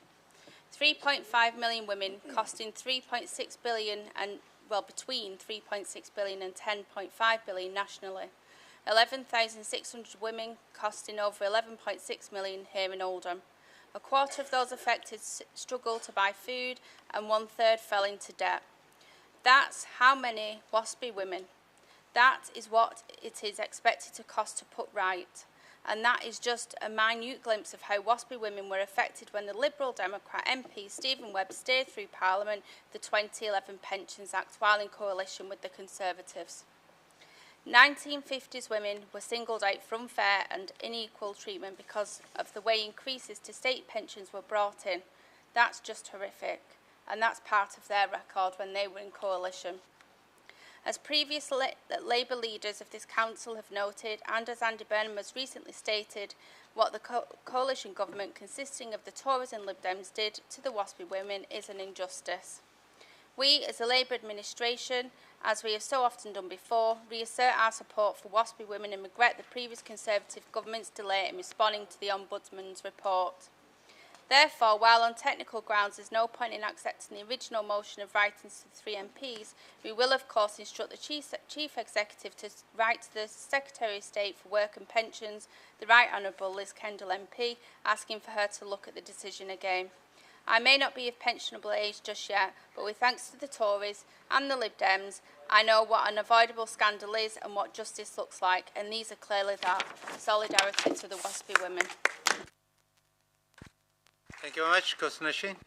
I formally second the motion. Thank you. Thank you very much. Councillor Marland, you have right to reply. Sorry, I don't have a time to have further speakers on this. So, Yes, thank you, Mr. Mayor. This Labour amendment gives me the opportunity to set the record straight and just bust some myths that they're trying to spread this evening. The line about the coalition government, we in the Liberal Democrat Party brought this motion to Council not to defend the record of past governments. If past governments of all colours had made the right choices, there would be no need for a pensions justice campaign at all. But this Labour amendment is fundamentally dishonest. Not because they've tried to make a childish swipe at our Lib Dem ministers from 15 years ago, but because they are making outrageous claims that their government have protected the triple lock pension. Have Labour councillors in this chamber already forgotten what the government have done to the winter fuel payment for pensioners? 85% of pensioners in Oldham, hundreds of pounds worse off in the really hard months because of a Labour Party choice. The meagre rise in state pension this year has been completely wiped out by the cuts to winter fuel payments and skyrocketing energy bills. The average pensioner born before 1944 is going to be £720. We're really running out of that time, Councillor Marland. But this amendment is fundamentally dishonest, and we won't support it and urge others not to as well. Thank you. Thank you. Councillor Harrison, do you wish to reply to anything? I know you've spoken already. Just really quickly, like Councillor Sykes suggested that the Lib Dems don't abandon the WASPI women, well, you actually created them. Okay. We're voting on amendment. Does Councillor agree the amendment? All those in favour?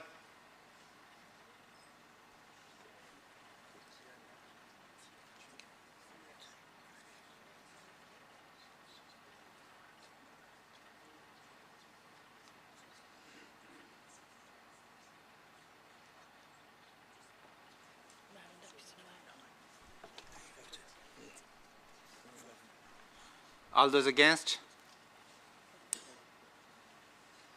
Please raise your hands because Councillor Sykes will ask me for numbers in a minute.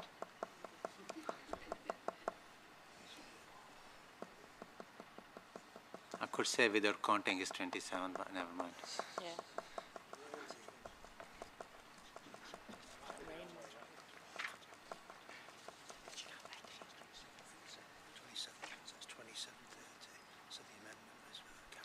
So amendment is carried. 27:30. 27:30. Okay, so I'm sorry we don't have a time to, we're already 1 minute over, we don't have a time to take any speakers on motion as amended. Does Councillor Marland wish to reply again? Thank you, Mr. Mayor. Angela Madden, the chair of WASPI, made the comment to say they are very pleased with the Liberal Democrats. They've been supportive all the way through, and they've always supported us in the last administration. Not that can be said for your administration. Thank you. Thank you very much. Now we're voting on motion as amended. Does Councillor agree the motion? Those in favour? Okay. Those against? Any abstentions?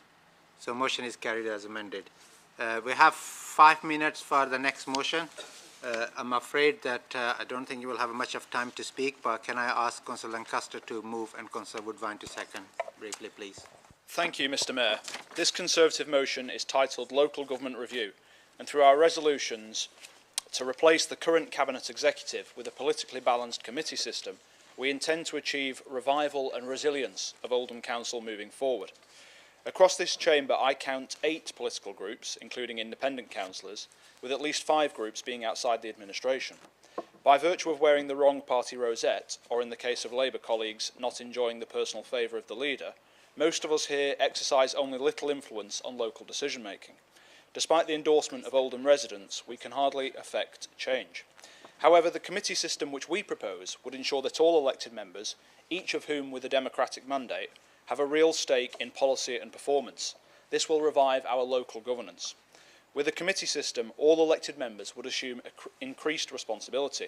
Committees could be concentrated by geography to ensure appropriate provisions for Saddleworth, as for Royton, Shore and Crompton and the other proud places of our metropolitan borough.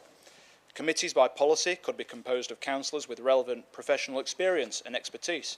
For example, doctors and medical practitioners to health, small business owners and employers to enterprise, etc.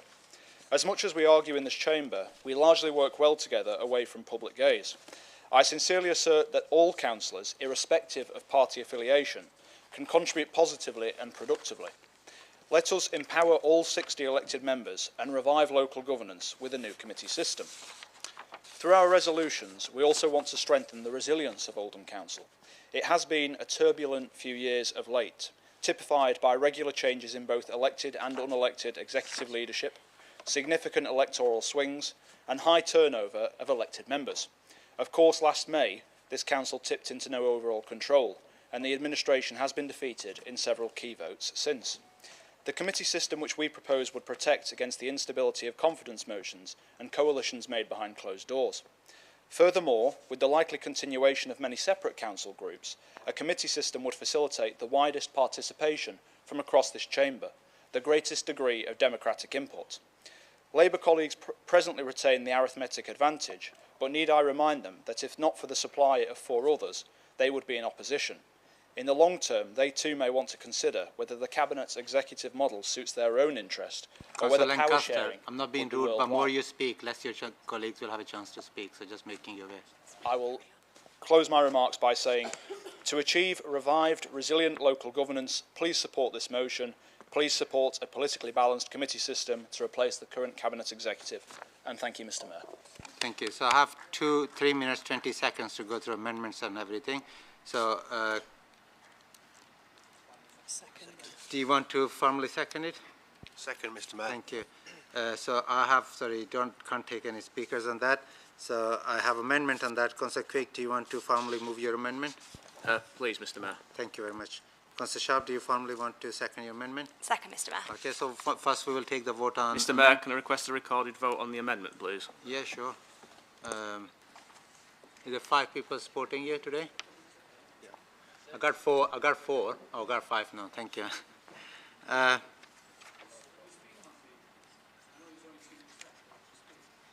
only 1 minute left. We also got the recorded vote though. Okay, what I will do, I think I'll give you 30 seconds and give you 30 seconds as well. I know you requested. Can you? I'm happy to be here all night, Councillor Sachs, no problem at all. So, okay, well, let's play this game. So I'll start with you, 30 seconds. Thank you, Mr. Mayor. We have moved to the vote. It's right, Councillor Quigg. Sorry. No, we didn't give us an Thanks opportunity at all. Sorry? Well, let's be clear for the residents. We all come here and play the games. It's you guys who agreed 5 minutes, not me. So I'm just sticking to your time. So I suggest strongly, all of you get together, change the constitution, agree the time period, rather than actually trying to create the mockery of this meeting. And while behind the closed doors, you agree 5 minutes, 5 minutes, 5 minutes, 10 minutes. Then you come here and pretend to the residents you really want to speak on this. So please, whoever comes the next mayor, well, I know Councillor Moore, please make sure that you have a constitutional committee which has been set up and agree the time frame. Sorry, I'm going to move to the vote. So we're voting on amendment. Voting on amendment, sorry. All those in favour of amendments, is a recorded vote, sorry. Councillor Adams. 4. Councillor Akhtar. Councillor Al-Hamdani. 4. Councillor Ali Moan. Councillor Ali Zahir. Against. Councillor Arnott. 4. Councillor Aslam. Councillor Azad. Councillor Ball. 4. Councillor Bashforth. Councillor Bishop. 4. Councillor Brownridge. Councillor Byrne. Councillor Charters. Councillor Chowan. Councillor Cosgrove. Councillor Davis. Against. Councillor Dean. Councillor Gaffor. Councillor Goodwin. Councillor Hamlet. Councillor Harkness. For. Councillor Harrison. Against. Councillor Hince. Against. Councillor Hindle. Councillor Hoban. Councillor Hughes. Councillor Hussain Aftab. Councillor Hussain Feeder. Councillor Hussain Junaid. Councillor Hussain Sajid. Councillor Ibrahim. Councillor Iqbal. Councillor Islam. Councillor Jabbar. Councillor Kenyon. Councillor Cowser. Councillor Lancaster. Councillor Malik. Councillor Marland. Councillor McLaren. Councillor Moores. Against. Councillor Murphy. For. Councillor Nasheen. Councillor Navesey. Councillor Quigg. Councillor Rustich. Councillor Shah. Councillor Sharp.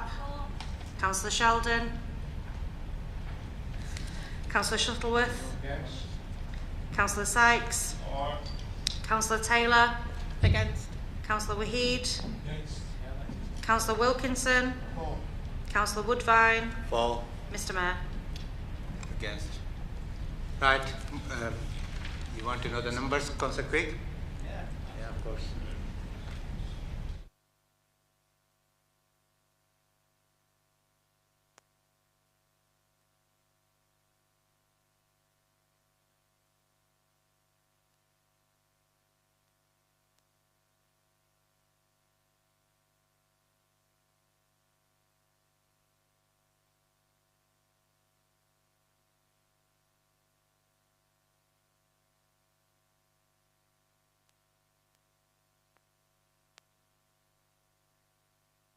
So 35 against, 24 in favor. So amendment is lost, your own amendment. So we voting now.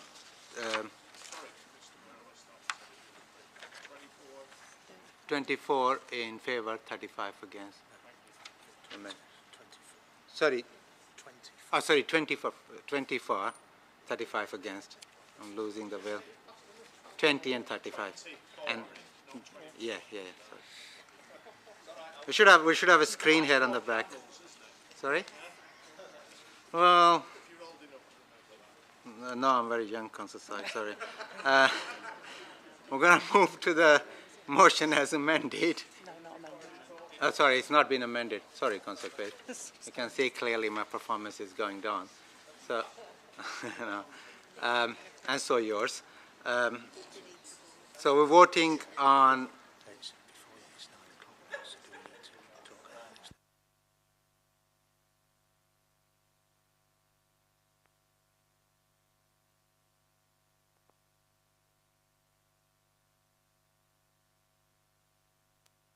Okay, so voting on original motion. Recorded vote, Mr Mayor. Sorry? Recorded vote on the original motion. Anyone seconding it? We got 5? Yeah, 6. Okay. Yeah, we're doing the recorded vote, sorry. All those in favour? Councillor Adams. For. Councillor Akhtar. Councillor Al-Hamdani. For. Councillor Ali Moan. Councillor Ali Zahir. Councillor Arnott. For. Councillor Aslam.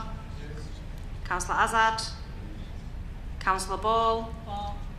Councillor Bashforth. Councillor Bishop. Councillor Brownridge. Councillor Byrne. For. Councillor Charters. Councillor Chowan. Councillor Cosgrove. Councillor Davis. Against. Councillor Dean. Councillor Gaffor. Councillor Goodwin.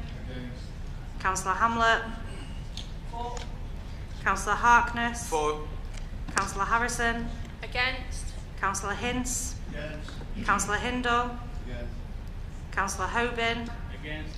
Councillor Hussain Feeder. Councillor Hussain Junaid. Councillor Hussain Sajid. Councillor Ibrahim. Councillor Iqbal. Councillor Islam. Councillor Jabbar. Councillor Kenyon. Councillor Cowser. Councillor Lancaster. Councillor Malik. Councillor Marland. Councillor McLaren. Councillor Moores. Against. Councillor Murphy. For. Councillor Nasheen. Councillor Navesey. Councillor Quigg. Councillor Rustich. Councillor Shah. Councillor Sharp. Councillor Sheldon.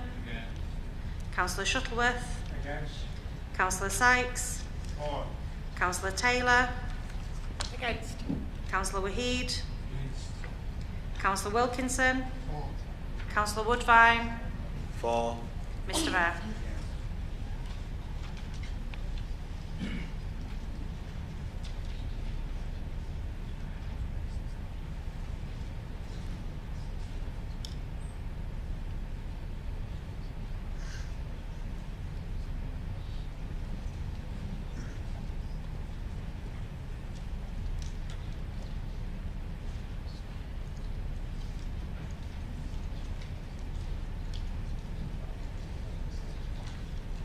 The motion is lost, 39 against, 18 for. Right. Motion 4, council tax reduction for special constables. I call on Councillor Wilkinson to move and Councillor Ball to second. I have 5 minutes for a full motion. Thank you. Yeah, move, Mr. Mayor. You can speak for a minute, sir, if you want. Mr. Mayor, the police special constabulary consists of volunteer officers who give up their spare time to assist with the policing of Greater Manchester and Oldham by increasing the effectiveness of local police initiatives. Special constables are considered to be a vital part of the police service, helping to prevent crime and interacting with the diverse communities they serve. Greater Manchester Police are fully supportive of introducing this special constable's council tax discount, noting that in Rochdale a 50% discount has been given and in Trafford a full 100% discount. I'm aware that there is only 13 special constables serving in Oldham. If we took an average figure of £2,000 per household per special, then we're only talking of a figure of £26,000 if they claimed the full 100%. Of the 13, it may well be that not all of them live in Oldham.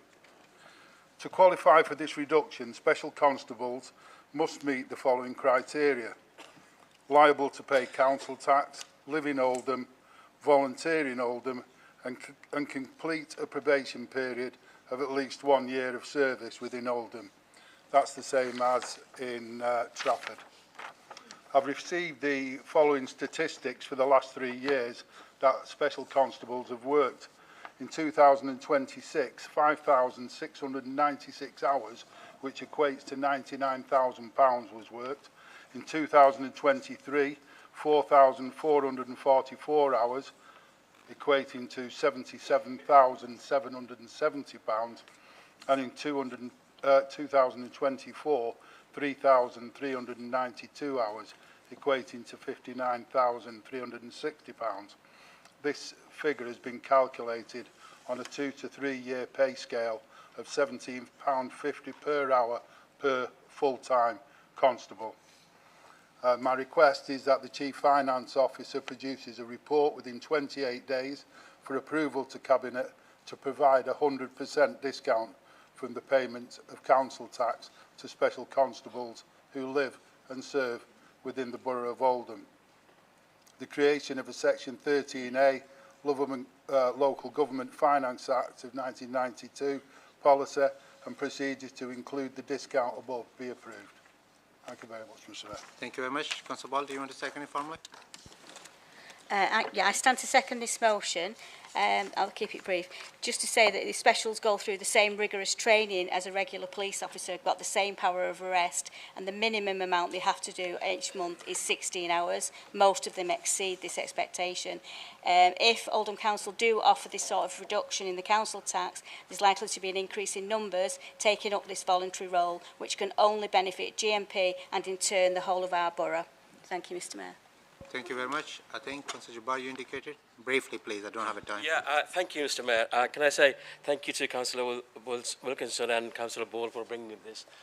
And can I, on behalf of Oldham Council, thank all the volunteers that work in Oldham to keep our community safe, healthy, and particularly the sports coaches to support our young people. I really appreciate that. I think on doing something like this, Mr. Mayor, it needs to be part of the budget setting process. So we can't at mid-year try to bring something like this which has an impact on the council. So really it should have been done at the budget meeting.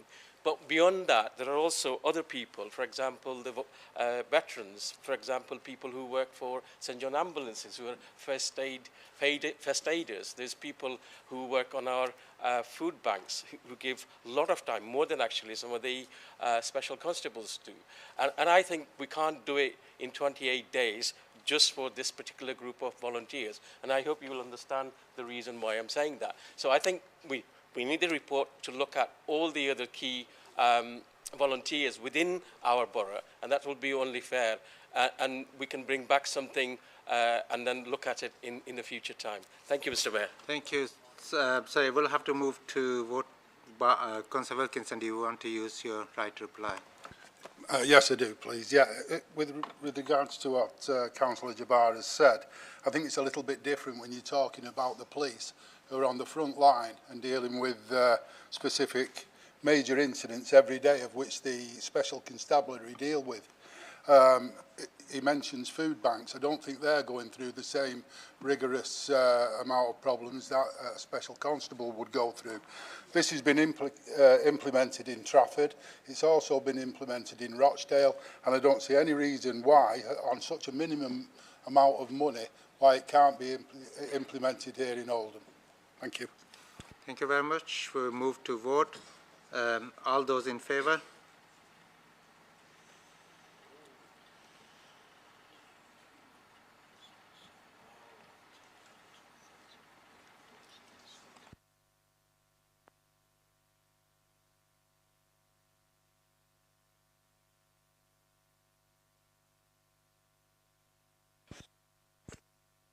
All those against?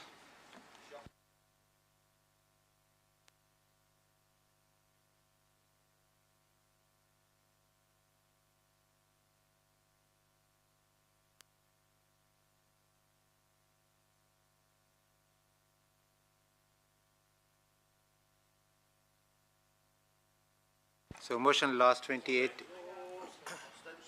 Sorry, abstentions. Apologies. Two abstentions. So 28 against, 27 in favor, 2 abstentions. Thank you very much. Item 12, update on actions.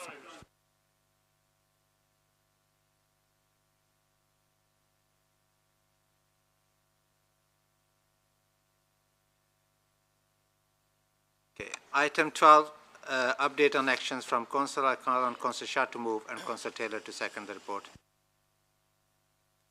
Move, Mr. Mayor. Second, Mr. Mayor. Don't have a time. Does Council note the report? Okay, you need to note the report. May I again say that it's been an honor and privilege to chair these meetings for on and off 2 years. Thank you for all your support. I hope you had a bit of a fun while doing the serious business as well. And please do not take anything serious if I have said in the meeting in the last year. It has been said for the purpose of introducing a bit of a fun in the meeting rather than everyone being serious. So thank you very much. Thank you for all your support.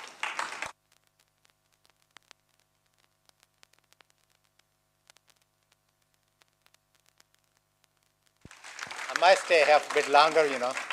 Quite like this clapping. Might stay a bit longer. I don't want to use a name, but yeah. Thank you.